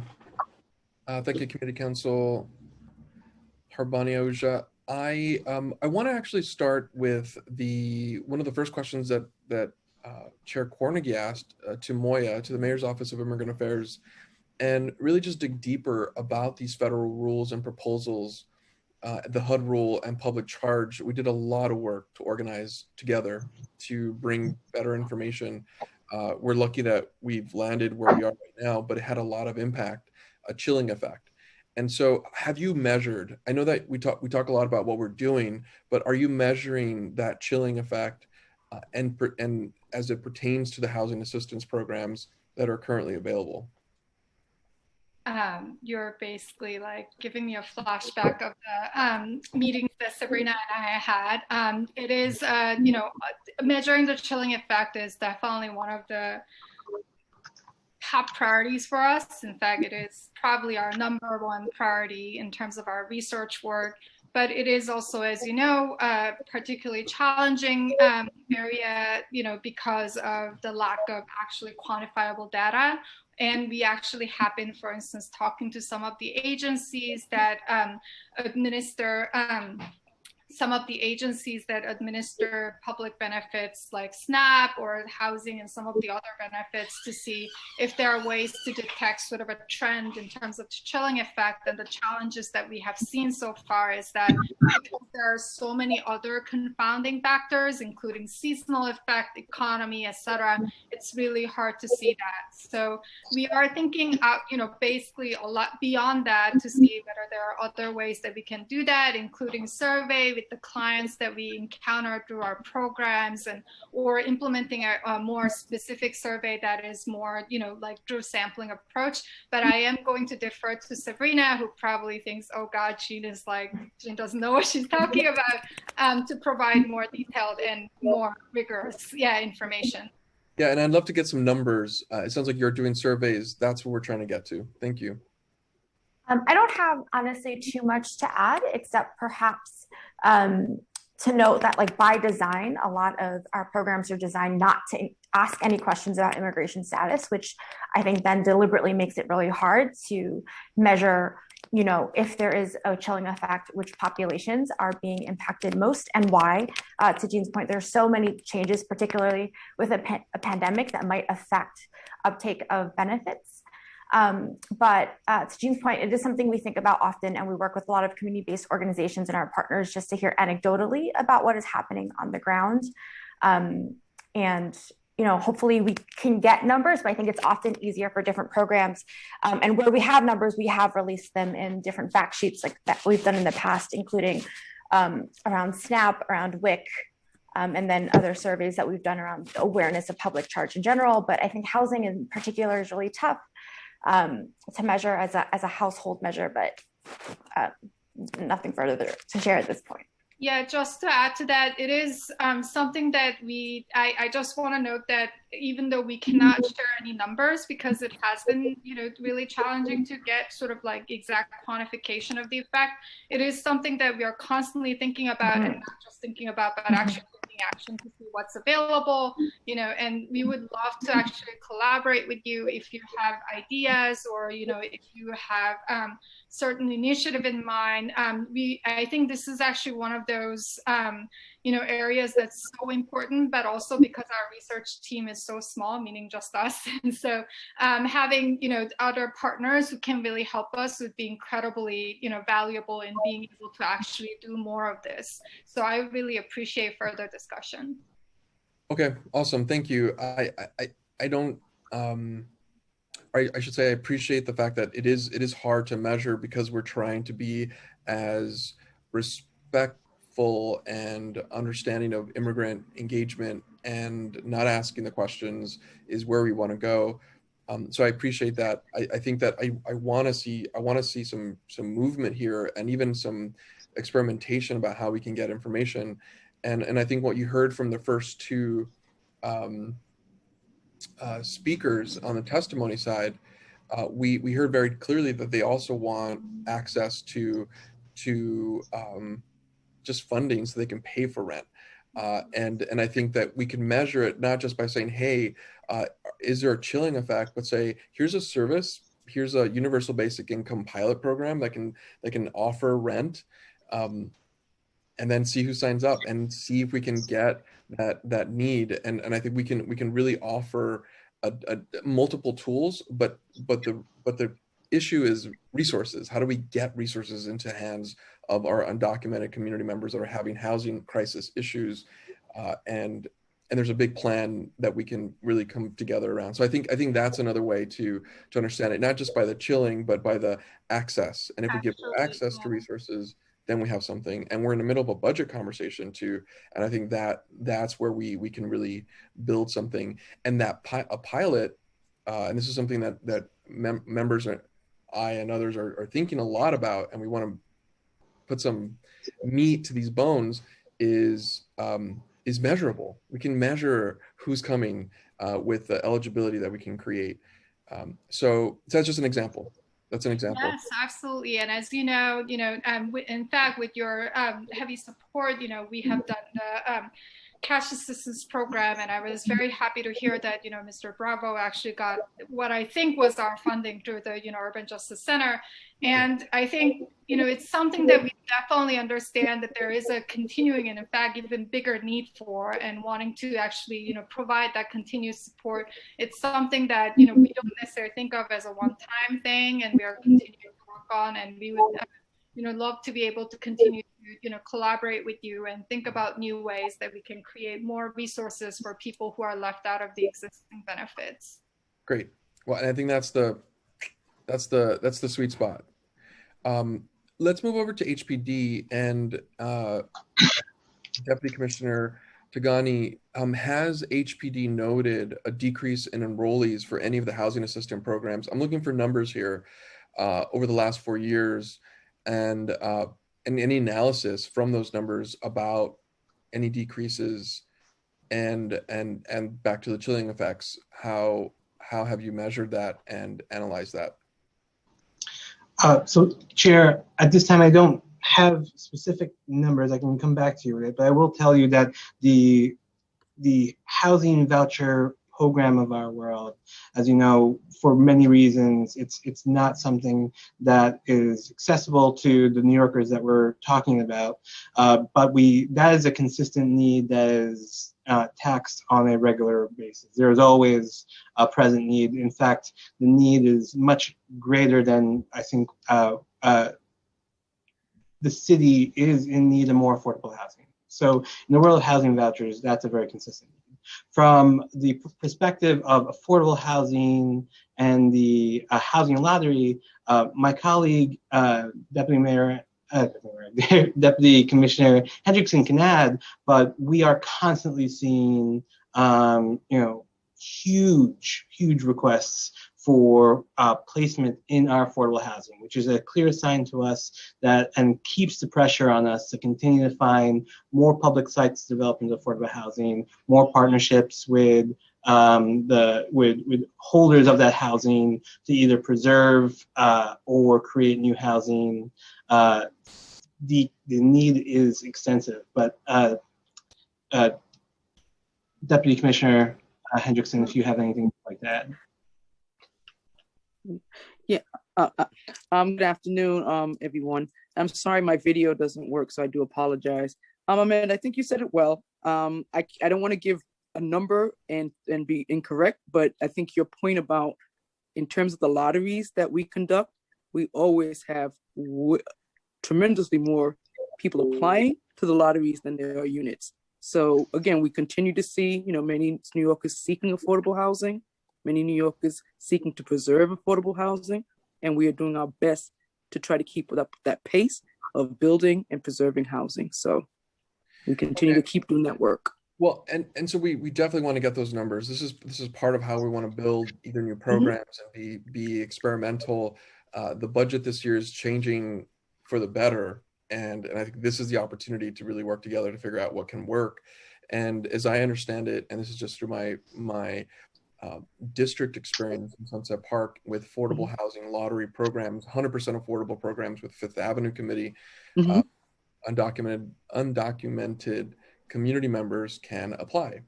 And that application and that entrance is a very specific kind of entrance through things like an ITIN number. And so those are ways that we can look at, see how are people applying, and are those increases being looked at in trends across the city, where especially when we can overlay immigrant community population through census or non-English speaking community members. And so there's ways to really, this is what we're trying to get at and really understand, so we can build policy and programs around that. I would just add, Chair, that it's for that reason that we've put so much emphasis, stock, and staff and resources into our Housing Ambassador program. And we've tried to equip them and also grow that core beyond the number of organizations that we have throughout the boroughs. We're also bringing in council offices, elected offices, any stakeholder who we can train to know these rules and provide that information, because I don't want anyone not to realize that they have a path forward. We want people applying for housing, and then on the back end, our development, our pre-planning, our public site development is there to try to create more stock to get people into that affordable housing. Okay, so we'll follow up very, very shortly after this and see what we can get and what we can ascertain and build with enough time to see if we can get something into the budget this year. This is not a budget hearing, I get it, but it can inform some really creative policy, and that budget window is closing. So let's talk about the Mitchell-Lama program, which requires applicants to provide documentation as proof of eligibility that may act as a barrier to certain immigrant applicants. How has HPD and Moya collaborated to alter eligibility requirements there and open more eligibility to all immigrant New Yorkers? And this is also with so much praise to that 2019, and I think the housing lottery rules that Chair Cornegy pointed to was great. It was a great opportunity, and so we're looking for that kind of what's happening there, and are you looking at some other ways to do expansion of eligibility? I can start just from Moya's perspective. All of the, I think, in fact, the reason my position exists and I'm getting paid is because of all the barriers that you're just identifying that immigrants are experiencing and trying to access public benefits. And one of the key ways, apart from just their immigration status, which we have had a lot of discussion about today, and obviously it's something that's near and dear to my heart, is, for instance, documentation is a lot of times incredibly challenging for them, whether it's like proving their identity and their residence or their income, etc. And that always has been a big issue, as well as just like hesitance and fear in interacting with any government agencies. And so I think part of the ways that we've been collaborating with HPD, and the reason we really appreciate HPD's Housing Ambassador program, and as well as Housing Connect portal in general is that it is, we have, I think, really successfully collaborated in sort of trying to reduce some of those barriers that, IDNYC, which is something that we, do, and make it a lot easier for immigrants who may not have all those documentations to be able to obtain their, identity card, to be able to use that to access Housing Connect, or whether it's, as I talked about, not needing to have Social Security number or even ITIN number, to be able to still access Housing Connect if they can prove their, income history in the past, and payment history in the past, and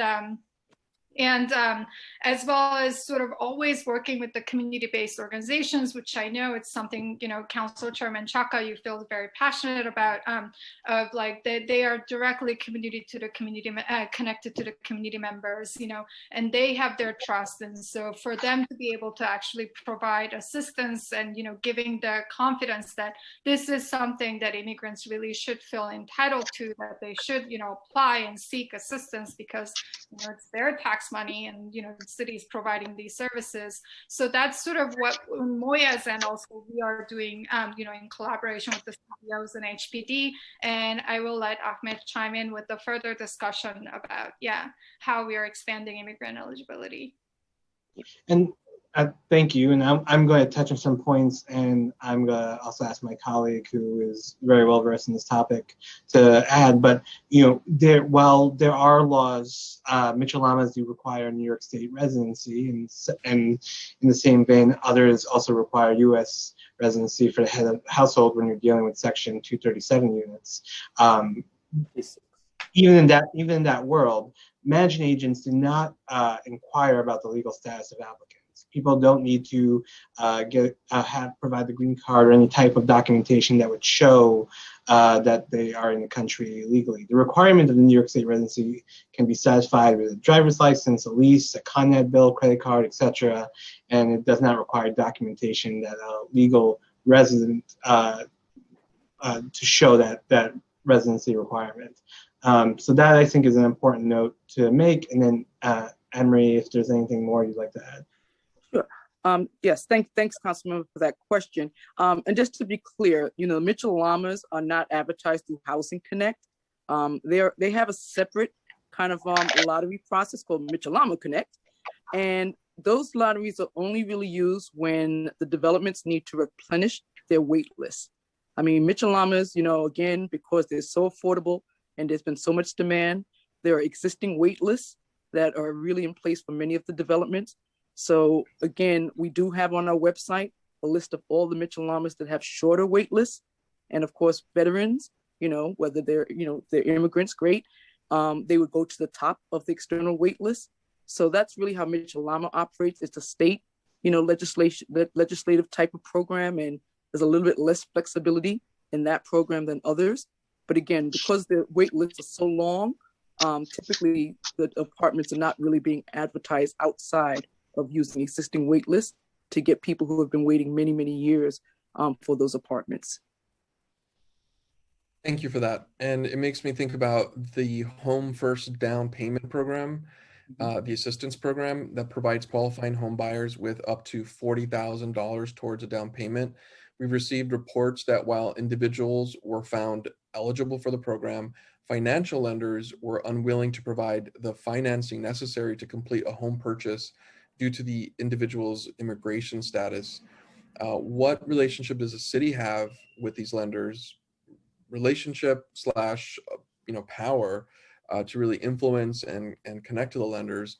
And then how does the city leverage these relationships to ensure that the qualifying New Yorkers aren't turned away from these third-party lenders and kept from purchasing a home? This is a game changer for so many, and it's not only possible. This is where we want to move for every community that needs it. But today's hearing is for immigrants. So again, thank you for that question, Chair. This is the first I'm hearing of this particular issue, and we can certainly go back. Maybe we'll reach out to your office if we need more information, certainly specific cases, et cetera. But obviously the city will not tolerate when the rules and regulations are followed. The participating lenders are partners, and we will look into this issue, and we'll certainly get all the information and come back to you. And if there are people who should be eligible and should have an opportunity to this program, we want to make sure that they have that opportunity. I just think we're going to need a little bit more information, sir. Okay. Happy to, and I don't know if this is something on Moya's radar at all. Has this come in through in the hotline? Have you seen it percolate as an issue? From our outreach organizers, we have heard. I think generally, usually, as you know, vast majority of immigrants are renting their place rather than owning or trying to own. So most of the story we hear is relating to their application to the landlord and having trouble, for instance, because they don't have social security numbers. But what even relating to mortgage, our understanding is that that is something that although I don't know whether I know of this specific instance, I will have to go back to the outreach team. But I'm very closely in touch with them, and what we generally hear and we think is again a huge problem, and we have been doing a lot of. That's why Know Your Rights. Our program is very important, but we're hoping to do more work on in collaboration with you is the fact that a lot of times, whether it's landlords or employers or people who are getting mortgage brokers or whoever, there is this misconceived notion that social security number is required everywhere when that is not necessarily the case. And also when you don't have that, having suddenly have to go through barriers that other people don't, which is definitely, a violation of the city human rights law as well as the state human rights law. And so that's sort of the general issues we are definitely aware of, and it's something that we're paying a lot of attention to. What power does the city have over these lenders? Like, can you regulate here? Can you really kind of come in and say this is not okay? And what kind of power does the city have? Do we know? So, so again, these are participating lenders these are specific lenders who we say are allowed to be part of this program. So if there are violations or if there are issues, we would look at that, whether or not they should remain in the program. I think it's important to say that right now, the program is designed as a point of accessibility with partners who understand and share the same vision and goal that we do. It's a mix of institutions of different sizes and kinds, and it's specifically built to make sure that there's a variety and give people the option and accessibility they need. However, again, after looking and understanding more about the situation, we can see what happens since we'll look at it more globally, of course, and we work with our partners in Moya, where all of these programs go through a thorough, vetting to make sure that they're in compliance with all the appropriate regulations, federal, state, local, and especially when it comes to access and protecting people's rights. It's something we take very seriously, and again, because we are saying that there are teams that are participating, people who can be part of this program, folks will have to be within the bounds of what's allowed. Okay, well, I'm looking forward to exploring that and really using the muscle of the city to make that happen. It might just be ignorance, and it just requires maybe a conversation. And so I want that to change. And so let's do that together. Let's go back to the hotline, and the hotline that's gotten a lot of requests for a whole bunch of things. We've been mentioning it over this conversation. And Director Bey, I would like to kind of hear from you about the primary requests that are coming in relating to housing. If you have numbers on referrals that are made for HRA administered housing assistance, for example, HPD administered housing, I want to get a sense of what is coming into the hotline and what kind of types of housing assistance are being asked for or connected to. Yeah, definitely. Probably our community service team director, Eileen, is right now like, see, I told you I needed to get this number. And so I actually have it in front of me. And so we have received around 70 referrals in last year, 2020, that is 70 inquiries relating to housing or tenant protection or anything relating to that. And then this year, I think this again shows the gravity of issues just becoming more similar, but we have received 74 inquiries so far. And given that 2021, only has been like we just had first quarter, it just shows, inquiry is increasing. And sort of questions usually, people may not necessarily directly know the resources themselves, as you know. So a lot of times there are questions relate to, for instance, is there rental arrears and public assistance and things like that they're looking for, which is, probably one of the more prominent questions that we get, or concern about the landlord, legal assistance. So a lot of times for that, we either refer them to home-based program or a FASTN program, depending on their eligibility, as well as some of the other sort of cash assistance programs if they're eligible. And then, and legal assistance, HRA OCJ implements that. And, thanks to that council's hard work, we have a universal housing legal assistance law. So under that, they can get assistance. And so we refer to them on that as well. I think that's about, I would say, 2/3, if not more, of the calls that we receive sort of go through that route. And then sort of the rest is basically more specifically looking for actual housing, like access to the more secure housing, which is actually, about 10 or so, so it's not as many, but still it's, significant number. And for that, a lot of times, because we have a specifically trained staff members who can actually handle sort of like knowing all the specificity of these, different housing programs that I don't pretend to be an expert of. And so we, and they run the tenant helpline, which also our outreach team and communications team have been helping and supporting. And so we usually refer to them so the specialists can, specifically go through the scenarios and provide the appropriate assistance. And just so we can be clear about this, we're talking about a tenant hotline versus just like a Action NYC hotline. Yeah, that's the hotline that we refer to, but the numbers that I was talking about was of the Moya hotline, which is people directly calling us saying they need help from us. Yes.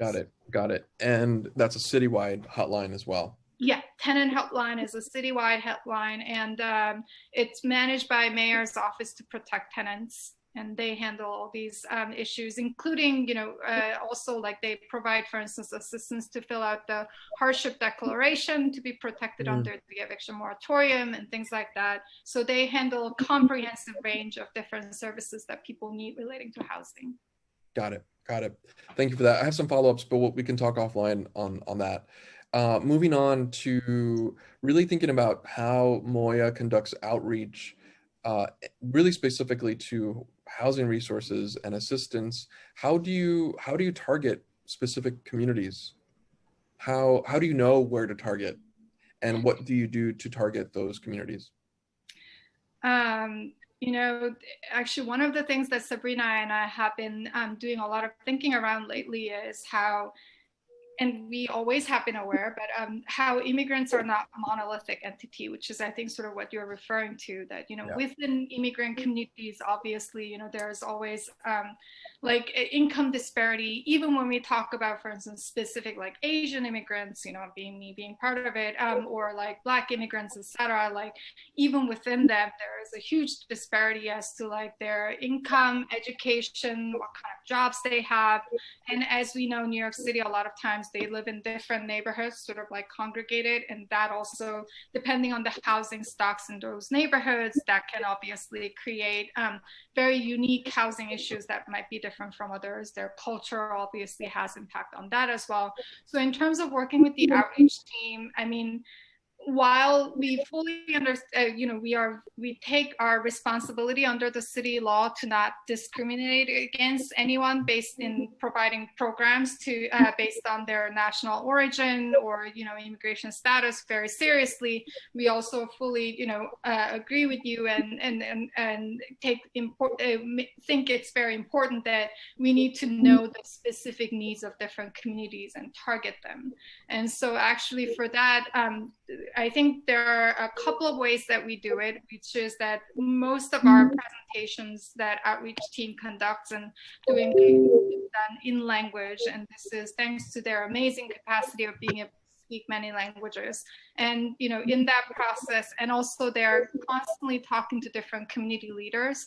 And for instance, this is how we found out, for instance, at the beginning of the pandemic, sort of much more heightened need relating to overcrowding, which also Councilmember Drum is very well aware of, certain South Asian communities. And that was where we did very targeted proactive outreach on the availability of COVID-19 hotel program and sort of the importance of social distancing. And so even relating to housing, if there's for instance, if we see more of not direct lease, and this you are very well aware, a lot of times immigrants may have sublease of a sublease, or there may not be any lease, and that's prominent in certain communities over others.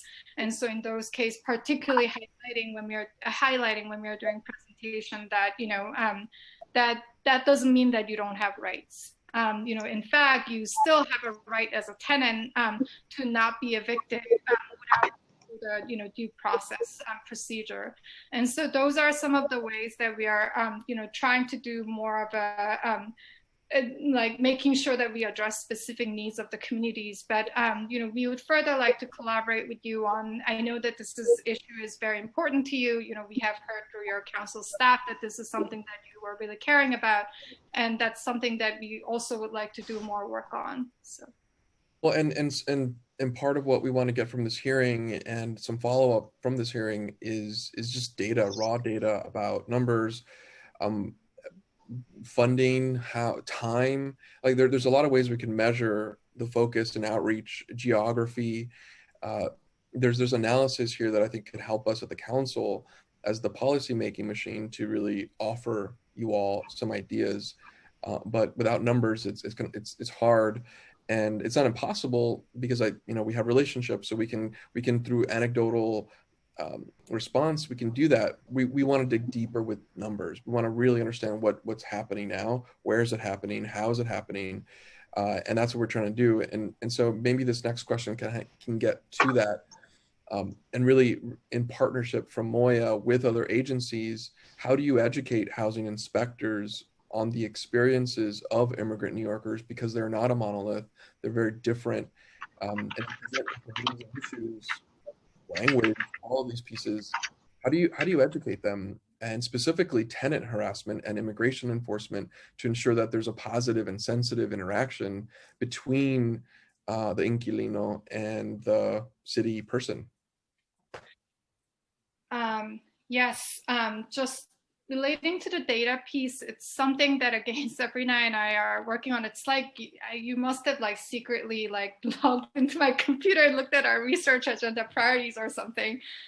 We are trying to figure out how we can sort of be more sensitive to that diverse, nature of immigrant communities. And, some of the things that we are thinking about are, going more specific to that. Obviously, the challenge is doing it in a sensitive way that it doesn't stigmatize any specific communities. And so it's something that we're still in a very an early stage of working on, and, would definitely love to collaborate with you and, get more input. Relating to how we work with, we, as a Moya, I'm being fully honest, I don't think we directly work with housing inspectors. But having said it, when we are working with the agency, I could be totally wrong. Somebody might come back to me and say that I'm not doing it. I misrepresented. But just in terms of working with other agencies, I know for a fact that, and I probably am wrong now that I think about it, because we do work with other agencies to routinely provide training on sort of immigration, immigrants' specific fear and concern and their needs, by which I mean, for instance, how public charge rule has affected them, or whether it's relating to immigration enforcement and their concern about when somebody knocking on the door and, you know, how that affects them and things like that. And, you know, we have also done our Know Your Rights training to immigrant communities directly, so that they are also aware of their rights in those kind of situations, which a lot of times, being undocumented immigrants, particularly in this community, in this city, a lot of times make you think that you don't necessarily have any rights, and that you may not necessarily be able to, ask for things or challenge things or ask for a lawyer and things like that. And so for us to reach to communities and providing that information is really important. And also working with our different city agencies is which important. To be honest, that's actually how I learned about Moya when I was at Department of Health, because, you know, Moya came to Department of Health and have done a lot of collaboration and a lot of presentations. So, and with that, I'm going to defer to HPD to see if they have anything to add.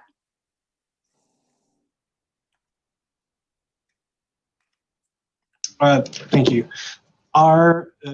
Our in-field workforce, inspectors or otherwise, are always given the understanding that they represent the face of the agency. They are our ambassadors in the world. As part of their training, these are topics that are woven into how they develop their approach and understanding of how to carry the job day in, day out. There's always new information that we again gather and learn from collaborations, either with Moya or from case study in the field. When it comes to emergencies, that responsibility and that understanding becomes even more important. We have language access and language assistant staff who are part of emergency situations when it's called for, and we need that cultural competency in the field. So both from a training perspective and also from a resource allocation and deployment perspective, we are looking at this question in normal day-to-day housing enforcement, housing maintenance code issues that we look into, and also in response to emergencies. You know, it's in order for us to get to the root problem of what happens, people normally have to communicate to us things that are happening that are not easy to see inside an apartment. Leaks behind a wall, issues in the neighbor's apartment. And so being able to navigate those hurdles that come from not being aware of being culturally aware of how to navigate these conversations puts us at a disadvantage, which is why it's worth our time and resources to put training in that regard. Anne-Marie, do you have anything that I'm missing here? No, I don't. I think you said it well.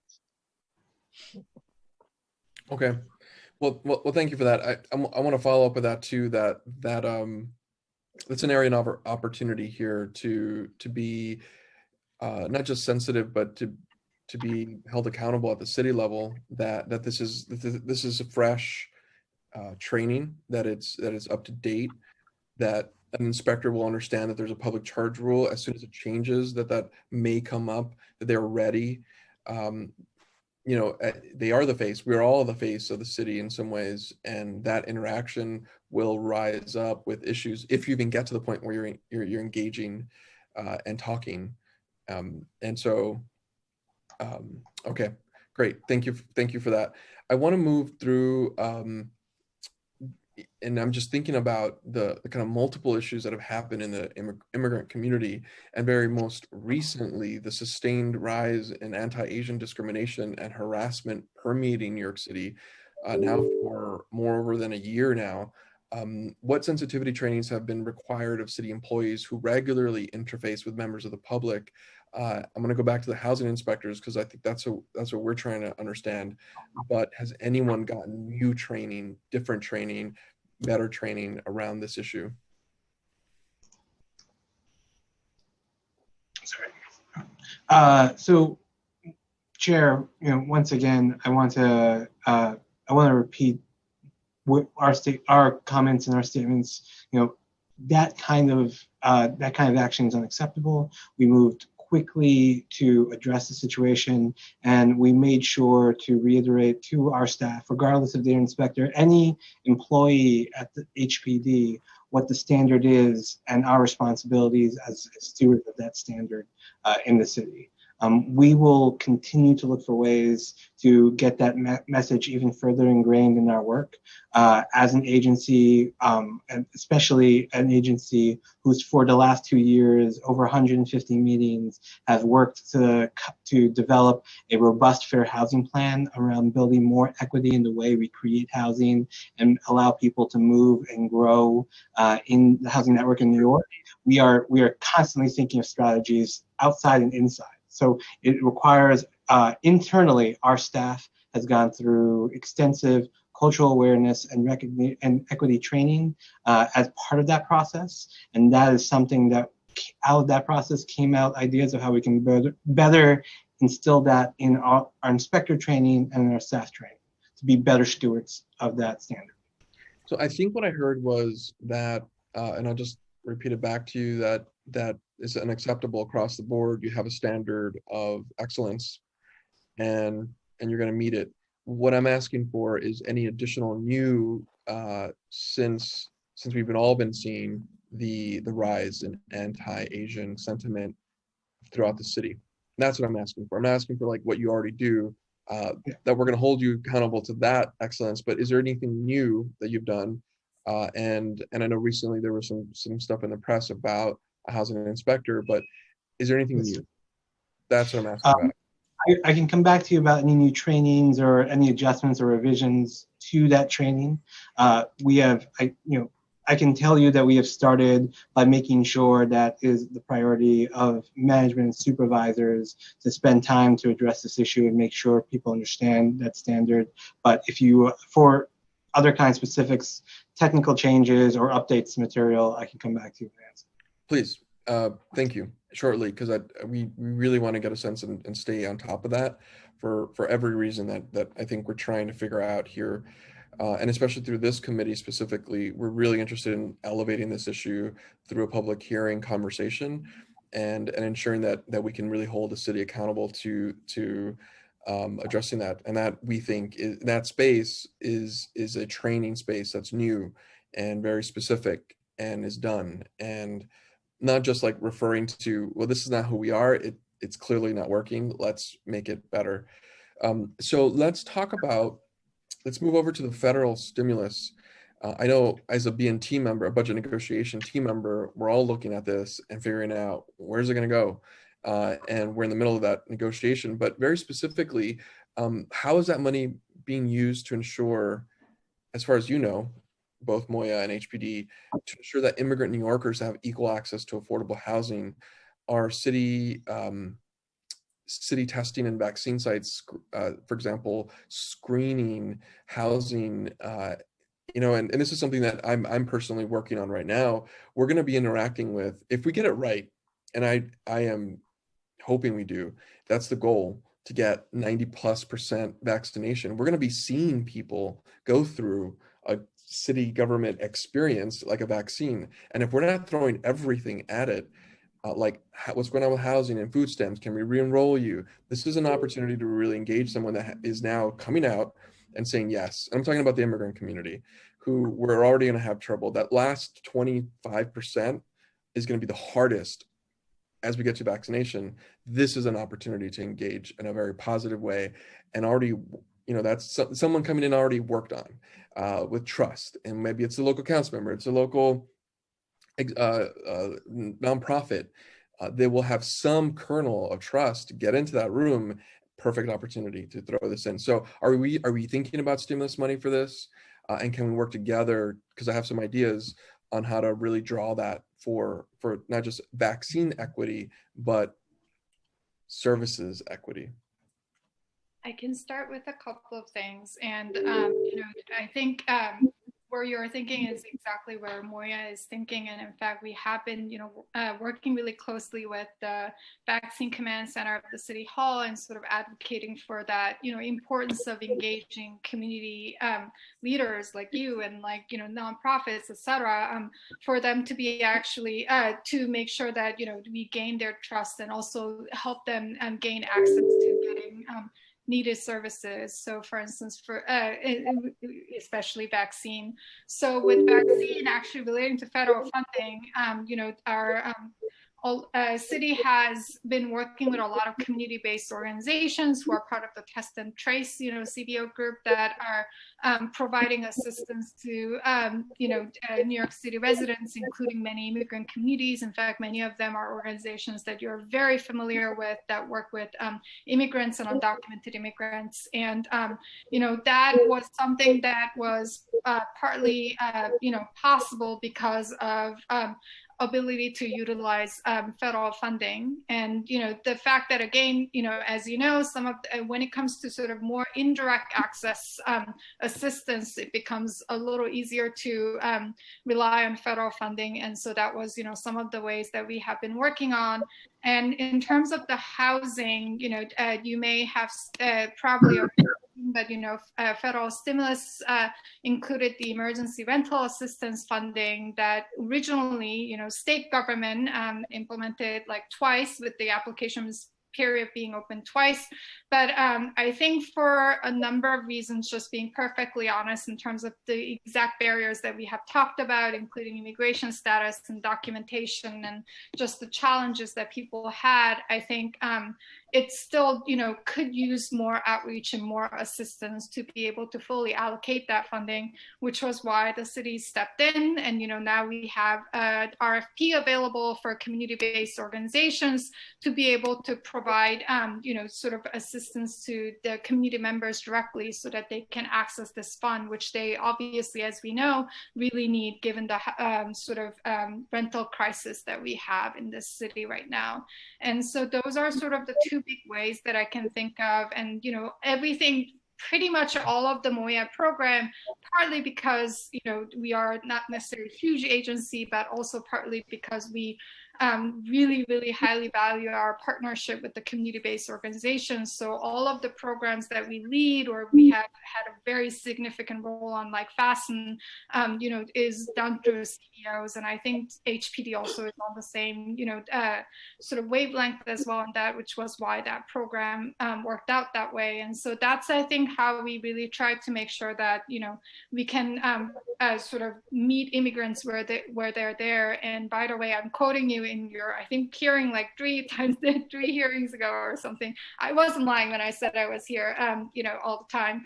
And so I think that's sort of, the approach that we've been taking together. And I'll let Ahmed talk more with the any other additional housing assistance related, comments that he has.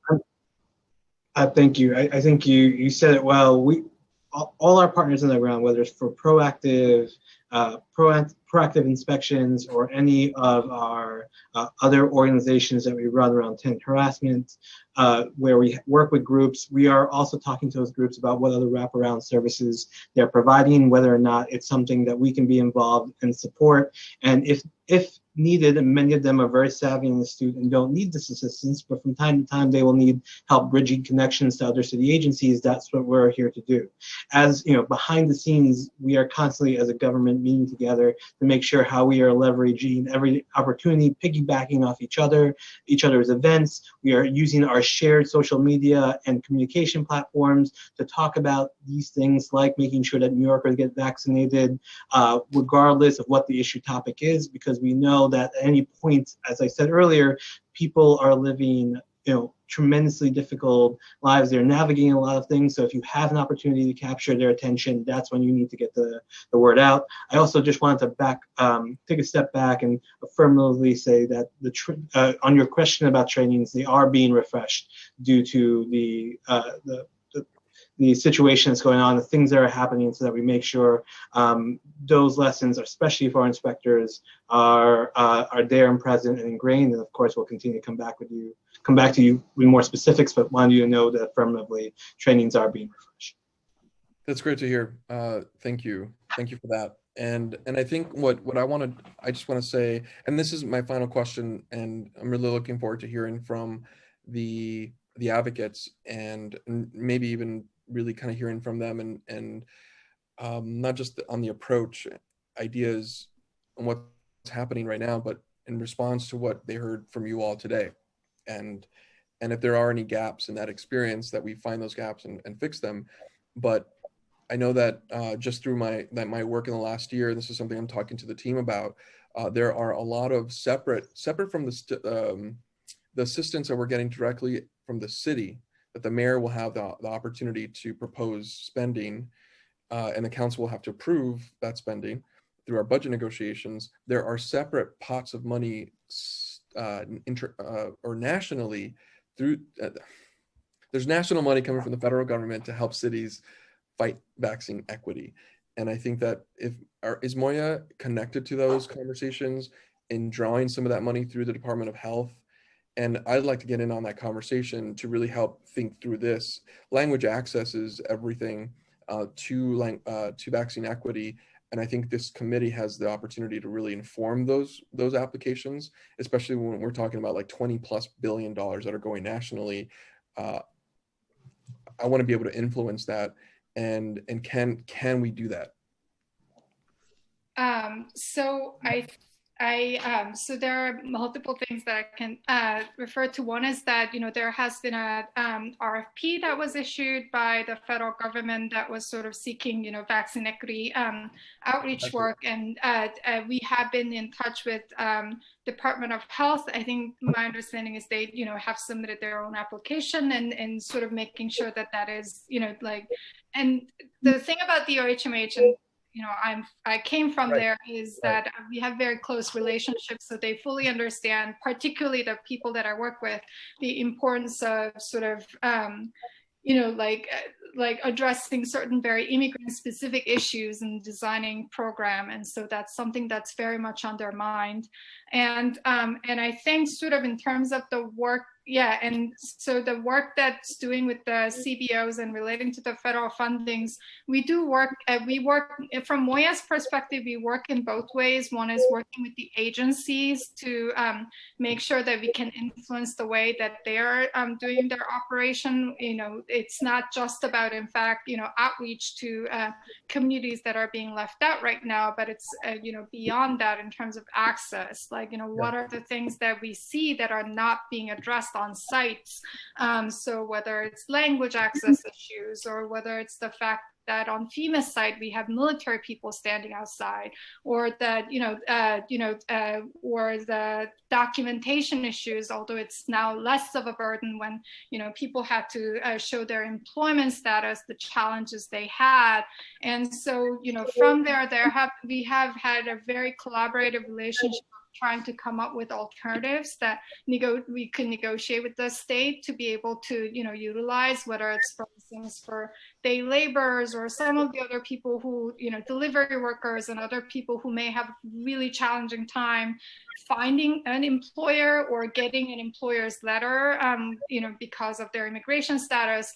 Like, can a nonprofit who work with them can, basically attest to their employment status and things like that. So that's the work that we continue to do and will be doing, especially as they're now thinking about sort of, with the bigger funding, federal funding coming in, thinking about sort of more proactive outreach and the work they're doing. And then the other part is sort of really, again, knowing that community-based organizations are the voice of the communities, like making sure that they're plugged into the dialogue that's happening at a high level with whether it's other government agencies or even with the federal, government agencies like CDCs, for them to have an opportunity to actually have a direct discussion. So we always, recommend the organizations, we always, try to provide the information about such opportunities so that, they can really raise the voice about what's going on the ground. Because, I'm talking to you about this issue now, but I also fully admit that I'm just right now sitting in my home and may not necessarily fully understand what's going on each of the sites or each of the communities that our organizers are, door knocking on or providing a flyer on. So those are some of the approaches that we are taking, and relating to more specific housing part, I would defer to HPD. Sorry, Ahmed, I feel like I keep just saying. No. This is the work that we enjoy and we're excited to do. We're excited to work with our partners on the ground to do this. And with the federal stimulus money, when it regards to outreach and working with partners as the Department of Health is, we are working with both the Department of Health, we're working with the VAX Command Center to figure out ways how, through us, information about how to get people details regarding opportunities to get vaccinated, flexibility and the flexibility and the options to be eligible, and this gets back to a core issue that you mentioned at the beginning. There was an inherent fear and distrust. If this is a government program, people are feeling cagey or off-put, and so we're trying to break down those barriers by working with the CBOs on the ground. And there is no city agency at this point that doesn't have a responsibility in getting the word out about vaccinations. Whatever our primary goal and primary mission, that's one. Number two, we're all vaccination hub ambassadors. So our communications team is working hard at figuring out how we weave that into the various newsletters that go out. Our folks on the ground are talking to the CBOs that we work with. Again, a large portion of those relationships come from the amazing contribution the council does every year in discretionary funds, 11 million. 80 CBOs alone in that group, funding their work, helping them go further and reaching out to people. We will bringing to the table whatever government resources we can so that they can do that work, information, bringing them at the higher level of the conversation. So again, I see primary, we're doing the mission of HPD, but we're all vaccination ambassadors right now. Okay, well, I want to follow up and maybe specifically with you, Director Bay, specifically on the DOH work and the city coming up with a ultimate plan. I want to believe that they understand, but to your point, I think there's always an opportunity for us to help shape what that looks like. And I have some very specific ideas that are coming from the community that we can kind of build into it, since there's a lot. I mean, the federal government is throwing money at us as in a country to solve the equity issue for the vaccine that can really help us build platforms for and infrastructure for the future vaccine need, and also all this other stuff that the city needs to get done. So that's how I'm coming in on it. And we're going to be hearing from the advocates next. Thank you so much for your patience to all the organizations that are testifying and people in the public. And I just want to get a confirmation from both of you that you will have somebody on this call. My preference, but not required, is that they are on camera. But if not, I just want to know who's going to stay, if it's not you, for the rest of the testimony. So I wasn't kidding when I said I was at most of your hearings all the time from the beginning till the end. So I'm going to stay as much as possible. I don't know how much longer it'll go. But definitely, I'll be here at least until 2 o'clock, I believe. And then we have our two fellows, Daphne and Marco, who have been diligently sort of, I think sending notes to different people, will be definitely on and continuing to, monitor. You're not going to be seeing their name because they didn't necessarily get Zoom links, so they're watching it through live stream.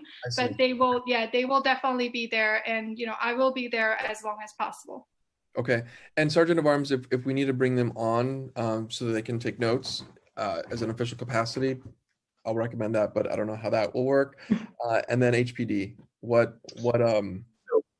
so I'll be continuing to listen in, so I won't be on camera, and also I'll be joined by, and I am joined now by Jordan Gibbons from our Office of Intergovernmental Affairs, who will be here for the duration of the hearing as well. Well, beautiful. Thank you so much for your time this morning, now in afternoon, and I'll hand it back to our committee counsel, Harbani Ahuja. Thank you so much, Chair. I'm just confirming that there are no other questions from council members at this time. Seeing no hands, I'm going to thank this panel for their testimony. At this time, we have concluded administration testimony and we'll be moving on to public testimony. I'd like to remind everyone that we will be calling on individuals one by one to testify, and each panelist will be given 3 minutes to speak. For panelists, after I call your name, a member of our staff will unmute you. There may be a few seconds of delay before you are unmuted, and we thank you in advance for your patience. Please wait a brief moment for the Sergeant at Arms to announce that you may begin before starting your testimony. Council members who have questions for a particular panelist should use the Zoom raise hand function, and I will call on you after the panel has completed their testimony in the order in which you have raised your hands. I would like to now welcome our first public panel to testify. In order, I will be calling on Aura Meja, followed by Trisha Sobha, followed by Sheena Kang, followed by Yamilka Menya, followed by Leslie Ann Carabello, followed by Alexandra Doherty, followed by Alma Arias. Aura Meja, you may begin when you are ready. Time begins.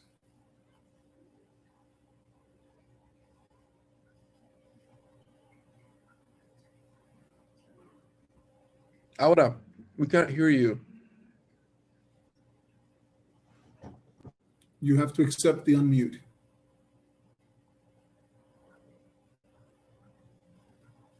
Looks like she did accept it. Oh, there we go. Let's try it again.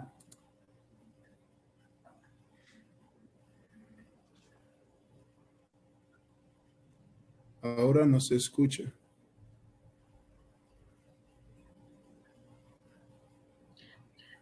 Okay, we will circle back to you. I'm going to now call on Trisha Sobha. You may begin when you are ready. Clock's ready. Good afternoon. Thank you, Chairman Chaka and Chair Cornegie and the Committees on Immigration and Housing and Buildings for holding this hearing on this important issue. My name is Trisha Sobha, and I am a staff attorney at Mobilization for Justice, where we provide legal assistance to low-income New Yorkers in a wide range of areas, including in immigration and housing matters. I would like to address today why DREE should be expanded to include immigrant New Yorkers who are currently excluded. DREE allows people with disabilities to remain in their home and communities with dignity. DREE greatly minimizes the risk of people with disabilities becoming homeless or unnecessarily institutionalized in hospitals or nursing homes. To be eligible for DREE, the applicant is required to prove their disability through receiving a federally funded disability income program.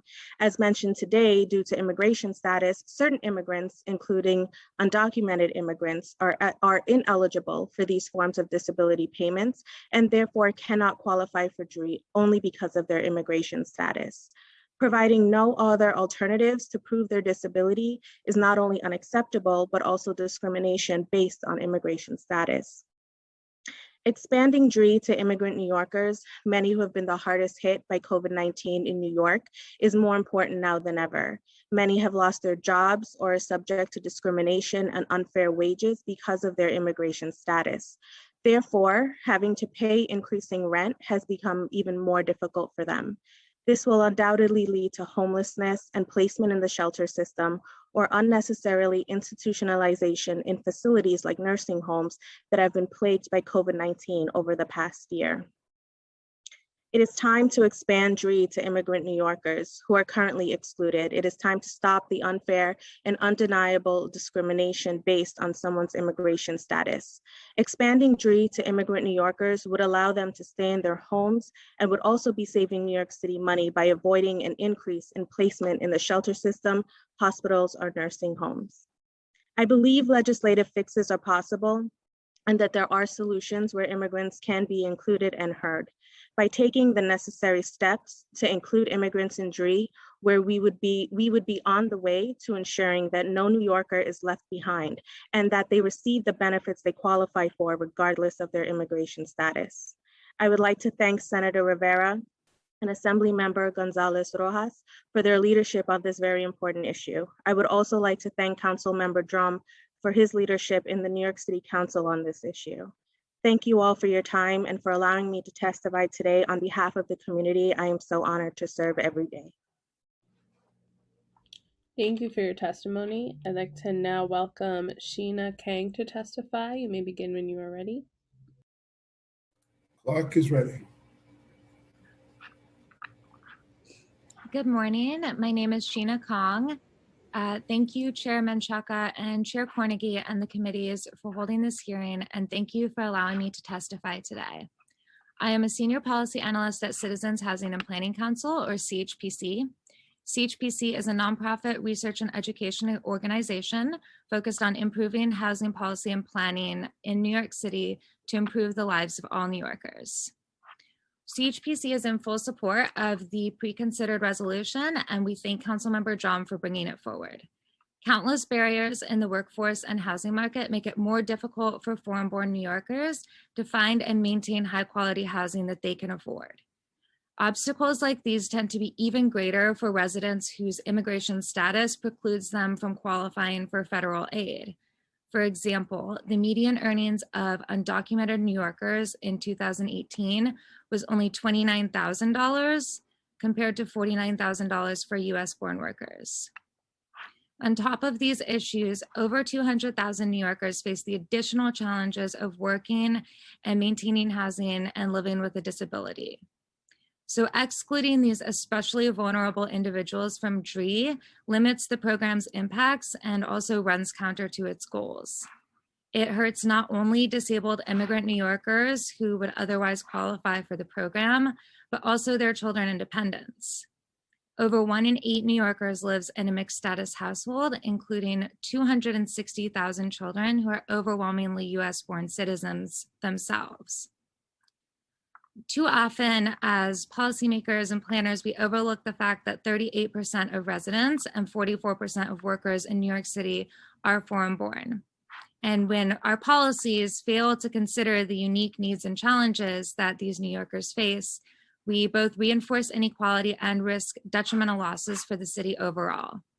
Immigration has always been a key driving force of our population and economic growth. So now more than ever, as we recover from the COVID-19 pandemic, we need to ensure that New York remains an attractive place for new immigrants and a place where all immigrants have ample opportunities to succeed. I'd like to share with you that last year, CHPC released a report entitled Housing Plan for a City of Immigrants to explore the ways that housing policy can help meet these goals. In line with the pre-considered resolution today, the report recommends expanding access to crucial public benefits, such as emergency rental assistance to households of all immigration statuses.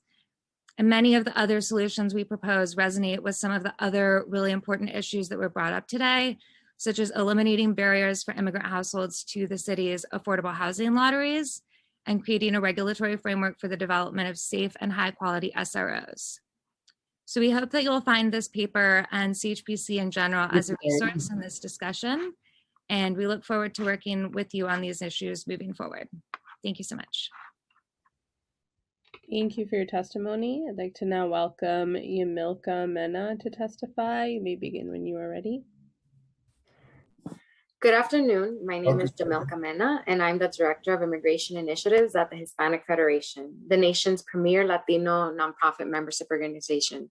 I would like to thank Chairs Menchaca, Cornegie, and all the committee members for bringing us together to discuss the housing disparities that immigrant New Yorkers continue to face.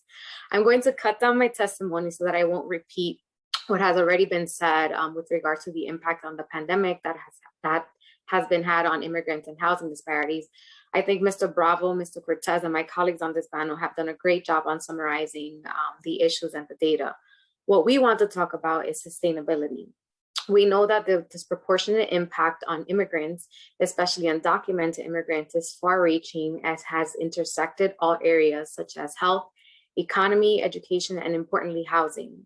These issues have been perpetuated more during the pandemic, where immigrant communities who make up a lot of the essential workforce have been left out of federal aid. With the passage of the Excluded Workers Fund, we can see that there is capacity to support the undocumented community. However, we know that although a huge win, the fund is not sustainable. Expanding DREE and creating a similar eligibility model as the SCREEP program can be a great step toward ensuring the undocumented disabled immigrant community has access to important benefits that will keep them in their homes, especially during these unprecedented times. New York City has to acknowledge and address the inequities of the COVID-19 response toward immigrants by first adopting this pre-considered resolution to expand access to DREE, including undocumented immigrants, expanding the commitment of the city funding toward emergency cash assistance programs to continue addressing the unprecedented economic challenges still faced by immigrant New Yorkers, particularly with rent assistance, emphasizing the distribution of multilingual community updates pertaining to the ever-changing status of eviction protections and current NYC tenant rights, and finally supporting continued expansion of food pantries, all city feeding programs, and increasing food allowances for emergency housing programs. Thank you for your time. The Hispanic Federation is committed to working with the New York City Council and colleagues to continue to protect immigrant New Yorkers during the COVID-19 pandemic and towards an equitable recovery. Thank you so much for your testimony. I'd like to now welcome Leslie Ann Carabello to testify. You may begin when you are ready. Clock is ready. Thank you, council members, for holding this hearing today and for affording me an opportunity to speak. My name is Leslie Ann Caraballo. I am proud to represent the Legal Aid Society, where I'm a practicing law graduate with the civil housing practice. I will submit written testimony, which I hope the council members will read after this hearing, but I will briefly address some points now. The Legal Aid Society was founded in 1876 to provide legal assistance to low-income German immigrants. Our client base quickly expanded to a diverse clientele of New Yorkers hailing from 37 countries. Excuse me, I'm sorry. For 145 years, we have remained true to that legacy as tireless advocates for the most vulnerable New Yorkers. Yet despite our best efforts, the housing disparity remains. It is our undocumented neighbors that today bear the brunt of this lasting inequity. As was discussed earlier, although documented New Yorkers are significant contributors to the city economy, they have significantly lower earnings than US-born New Yorkers, and yet they carry a higher rent burden and face substantially higher overcrowding rates. They also face unique barriers in finding and keeping homes. Undocumented clients are often constrained by apartment applications, which was mentioned by Moya earlier, in that they require specific forms of ID, including social security numbers. They may lack credit history and are often unable to provide proof of income due to informal employment arrangements. This makes undocumented tenants more vulnerable to unscrupulous landlords and neighbors who may exploit their circumstances and threaten to call ICE. As such, they often are afraid to seek assistance from authorities when experiencing substandard living conditions. But by far, the biggest barrier to bridging the housing gap for undocumented New Yorkers is the lack of government assistance. They are largely ineligible for means-tested housing programs, and rules wholly exclude entirely undocumented families and can render unaffordable otherwise affordable housing for families with mixed immigration status. We know that undocumented New Yorkers were disproportionately affected by the pandemic, and that immigrant workers were more susceptible to job loss due to pandemic closures, yet they are ineligible for unemployment benefits and were largely excluded from federal stimulus relief. Many of our clients are enmeshed in non-payment cases due to a loss of income as a result of the pandemic. These are our most difficult cases as there are few, if any, options for addressing high rent arrears accrued during the pandemic. Applicants must show proof of income and a future ability to pay ongoing rent to receive a one-shot deal from HRA. Undocumented clients are often unable to provide such documentation due to the informal nature of their employment. One of my clients, Mr. X, I'll call him, applied several times for a one-shot, but was repeatedly denied. HRA told him that he would otherwise be approved if he could just show his proof of income. Unfortunately, his employer refused to write the letter due to the informal nature of his work. Mr. X is a single dad with a daughter. I respectfully just ask for 1 minute to conclude. Another client is a restaurant worker only working about 1 day a week. And yet another client is a house cleaner and people have stopped utilizing services. She has 2 children at home. None of these clients are eligible for one-shots. The only lifeline that has been available to them is the FASTN grant.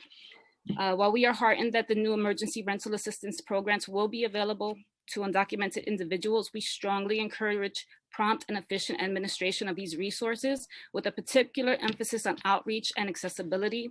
Language barriers, lack of access to technology are significant obstacles in our work and for our clients, and have been particularly challenging during this pandemic. While we look forward to this rent release, we have to acknowledge that we desperately need solid city and state funded mechanisms. Excuse me. We support Councilmember Drum's resolution calling on the state legislature to pass the DRE eligibility expansion. And we also support initiatives like the Housing Access Voucher Program championed by State Senator Brian Kavanaugh. And New York deems itself a sanctuary city. We acknowledge the right to housing, but we are doing little in the way of refuge for most of our vulnerable contributors to our society. And we have to ask, how much longer shall these essential community members wait? How much more shall they endure before they are recognized for their contributions and offered an opportunity to attain a stable and affordable place to call home? Thank you for your time and consideration. Thank you so much for your testimony. I'd like to now welcome Alexandra Doherty to testify. You may begin when you are ready. Clock is ready. Hi, good afternoon. My name is Alexandra Doherty. I'm a senior staff attorney and policy counsel of the civil justice practice at Brooklyn Defender Services. I'd like to thank the Committees on Immigration and Housing and Buildings for giving us opportunity to testify today. I'm here to express our strong support for expanding eligibility for housing benefits and subsidies for New York City's immigrant residents. Faced with dwindling supply of affordable housing, many immigrant New Yorkers are barred from accessing the federal, state, and local benefits that would help them secure stable housing. As you've heard today already, many are also barred from the so-called formal housing market because landlords routinely require excessive documentation, much of which is nearly impossible to obtain without citizenship or certain legal status.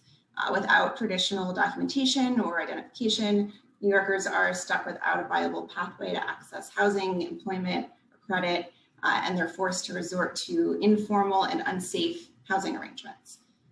Undocumented New Yorkers are at particular risk of harassment and discrimination.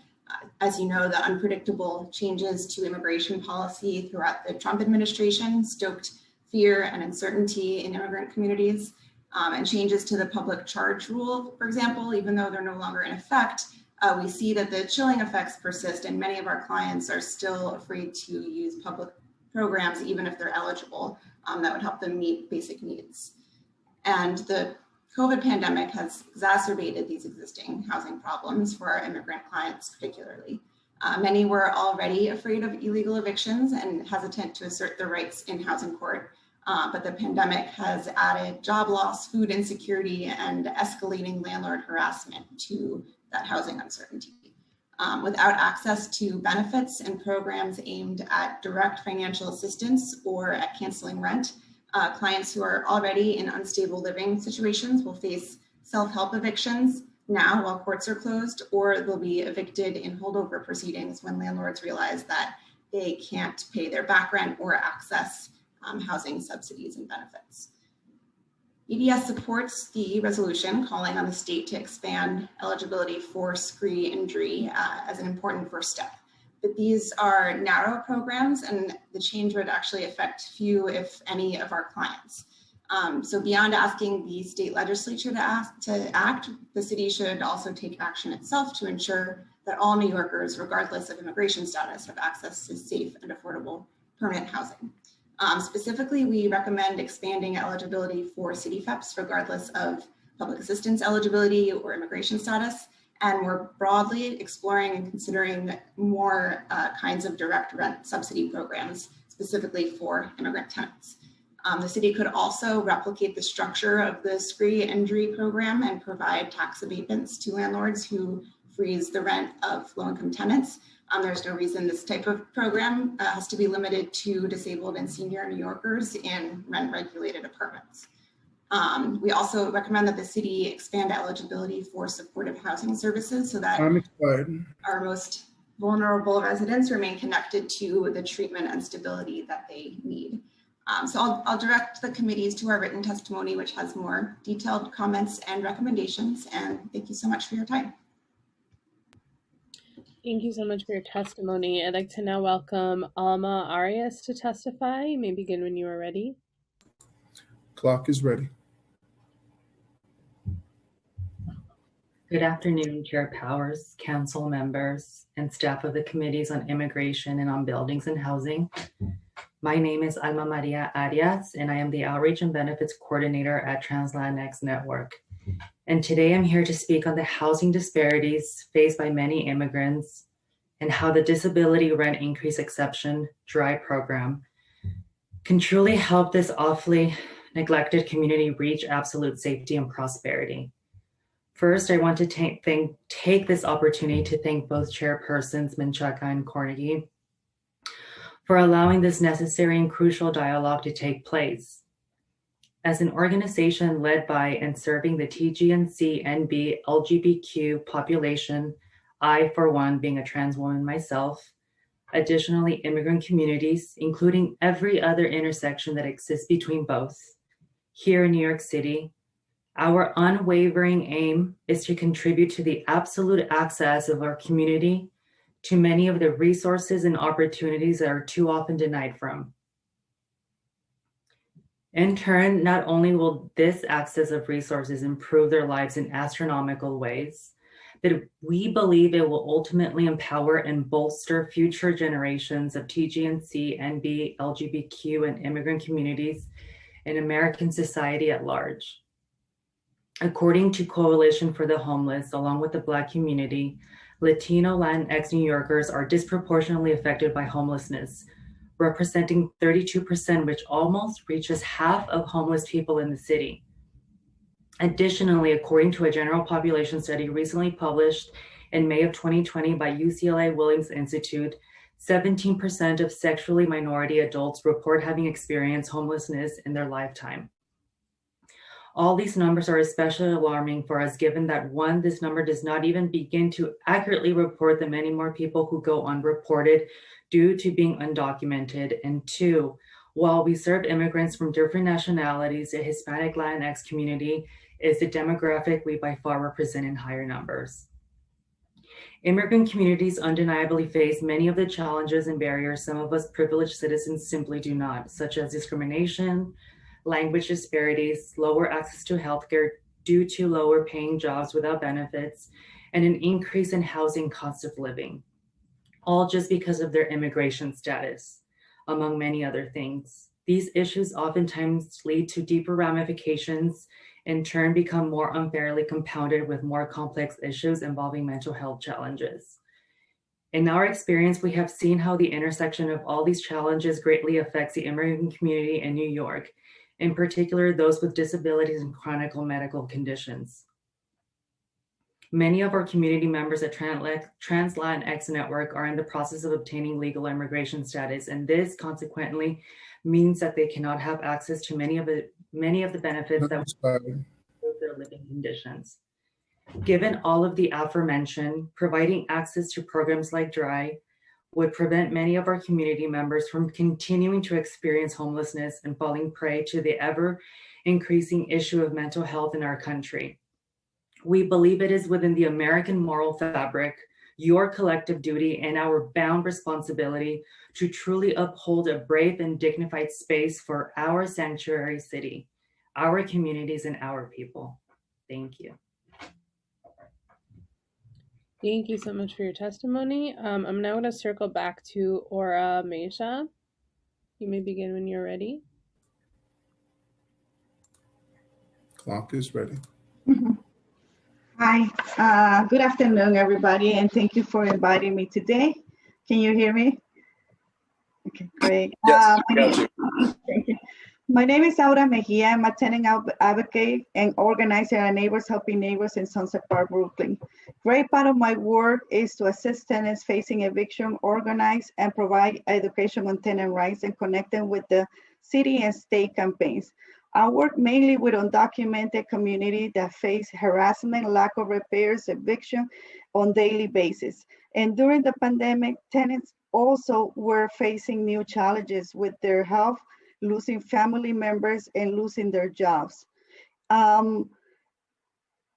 Extending a screen and rental assistance will keep tenants in their home. The majority of our community undocumented members were working in cleaning houses and small restaurants, babysitting, jornaleros, and we cannot forget street vendors that have been under attack.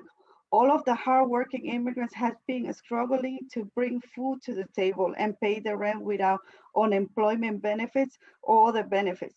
Mostly all the families will be facing eviction at the end of the moratorium on May, and landlords will be able to start eviction process for non-payment cases. Not qualifying for any benefits or any assistance as a one-shot deal. I am here today to ask you to pass and include the hardworking families and disabled families from our communities and pass fundings as a screen and GREE that will include and protect them from eviction and avoid adding up numbers of homeless population in New York City. Prevention is essential. Housing is a human right. You have the power to treat with respect and dignity and provide protection to hardworking community members that have been invisible and the most impacted by the pandemic. Or people cannot afford to move out of New York City. Think about undocumented families, mental health, and how it's going to affect children and their education too. Having a place to call home is fundamental for our children and disabled family members. It is time to do the right thing. I'm asking you to please pass and extend the fundings for Maria, her husband, and her 2 daughters that lost their income. For Lucia and her daughter and her granddaughter with only 1 income. For Susana's with no income and 2 children. For Veronica, only working 2 days with 2 children and her mother. Esperanza with her sick child and only working 2 days. For Teresa, working 3 days, family members that lost half of the income.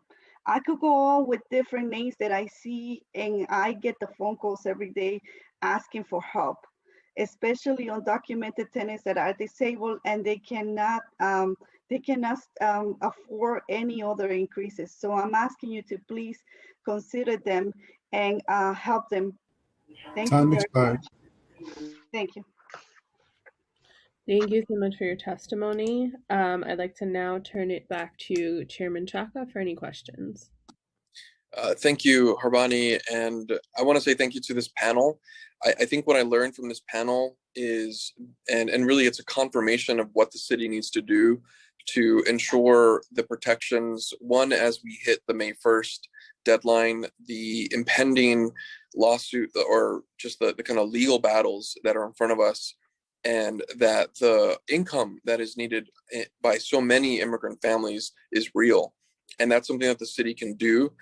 And I know that there's a piece of legislation that we have to ensure passes at the state to allow us to bring that kind of immediate resource at the state level, so that the state can give us access and grant us permission to create benefit program like cash assistance. And we can make that happen. So I guess my question, and maybe one, not to create repeating statements of support, but I want to talk about that cash assistance need as we think about access to housing, and how important is cash assistance versus some of the other things that we're talking about, like lawyers and programs that allow for affordable housing, changing some of the lottery issues. Cash assistance is not something that we do plentiful. It's not a massive, robust program, but can be if we need it. I don't know if Aura, you want to start, or who else brought it up? I think Legal Aid Society brought it up as well. Is there anybody that can want to speak to the importance of cash assistance? I think cash assistance is very important, but one of the things too is the fear that people that wants to apply for for immigrant status, how it's going to affect them on their application. So it's always also that fear from the community that any program that children will or their benefit that will affect them in the future. And you're referring to public charge, and right. And I think what I'm saying too is that the state legislation will allow us to be able to do that without impact. And how do we continue to build programs that can help immigrants without impacting the public charge rule? Does anybody else have any specific responses to the cash assistance program or concept?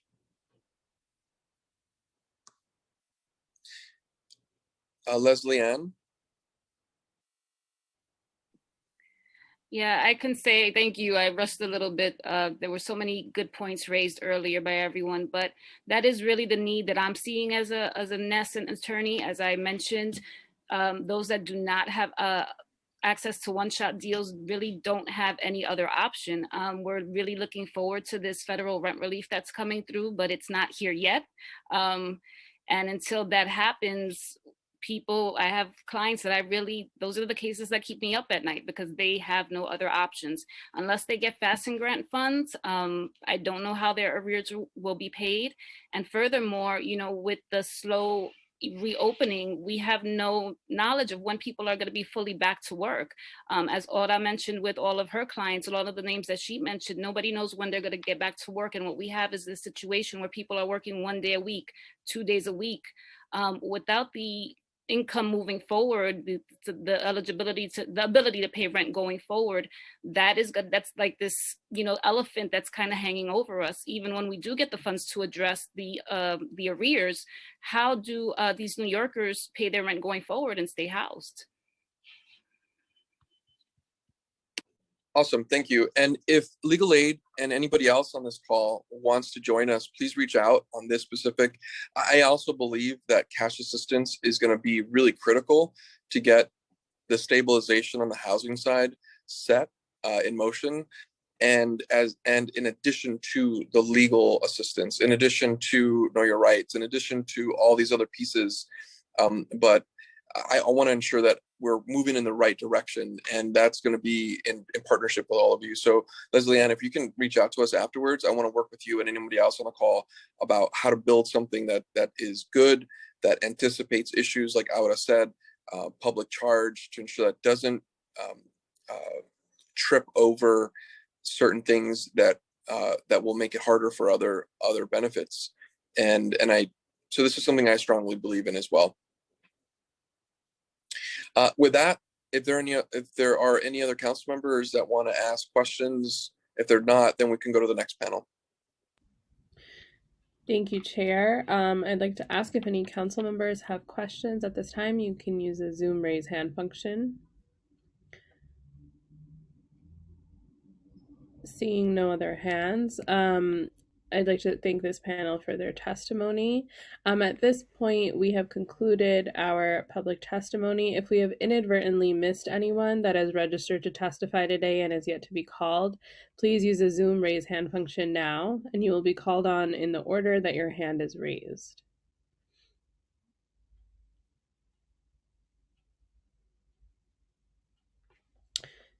Seeing no hands, I'm going to turn it back to Chairman Chaka for closing remarks.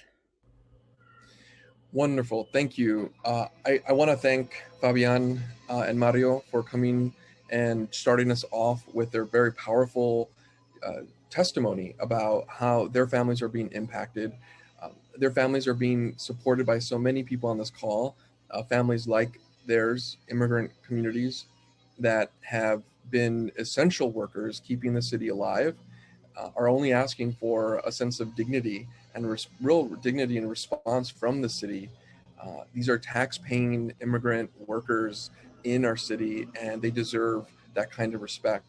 And I hope that this joint hearing with Chair Cornegy and the resolution that is before us really helps shift the discussion to some action items. And I know that we left a lot of questions on the table in terms of data, we are really looking for that data to understand how the city is out there. I heard a lot of intention from the city about how they want to do what they want to do, and that we're not negating. That is real. I know that the city is working really hard. The question is, how is that happening? Where is that happening? Where does it need to happen? How does it need to happen? And I just keep hearing over and over again that cash assistance is going to be key to stabilizing people's housing issues. And as immigrants who have a long and very traumatized relationship with government, many times just bad information is going to need good information, solid information, protections, legal protections. And I think that the real opportunity here is through this vaccine operation that has really yet to, I think, saturate into our immigrant communities, and that needs to happen for our city to reopen. And it won't happen. Our city will not reopen until we get to that last 20%, that last mile of community members. And that's not going to happen at a Javits where you have military operations. It's going to happen in a local CBO. And that's where a local CBO can really build a suite of interactions that are not just housing, it's health related, it's education related, it's back to the fabric of what the city is doing with good intentions, but is not reaching these community members. And so that's where we're ending. We're gonna follow up with more information, but I'm heartened and heartened by the discussion today, and thank you advocates for the fight. Thank you to our Sunset Park residents who started us off this conversation, and thank you Director Bay and our deputy commissioners who were here today from HPD. We're going to want to really be creative, and we have a budget opportunity right now that we want to impact, and so that's not going to happen on its own. It's going to require a lot of advocacy on our part. So otra vez, muchas gracias a Fabián y Mario por su testimonio esta mañana. Es una voz que tiene poder, y las ideas que ustedes tienen es algo que puede cambiar las vidas de otros inmigrantes que no están conectados, no tienen confianza en el gobierno y que merecen esa respuesta del gobierno porque son trabajadores esenciales. Si tienen el trabajo, si no, merecen algo, y por eso estamos aquí. So, muchas gracias. Okay, well, this is it. I'm gonna close this hearing. Thank you to our incredible staff, Harbani, Elizabeth, Lorena, Caesar, Tony, and everybody on the Housing Committee staff as well. Thank you so much, and we are now closed.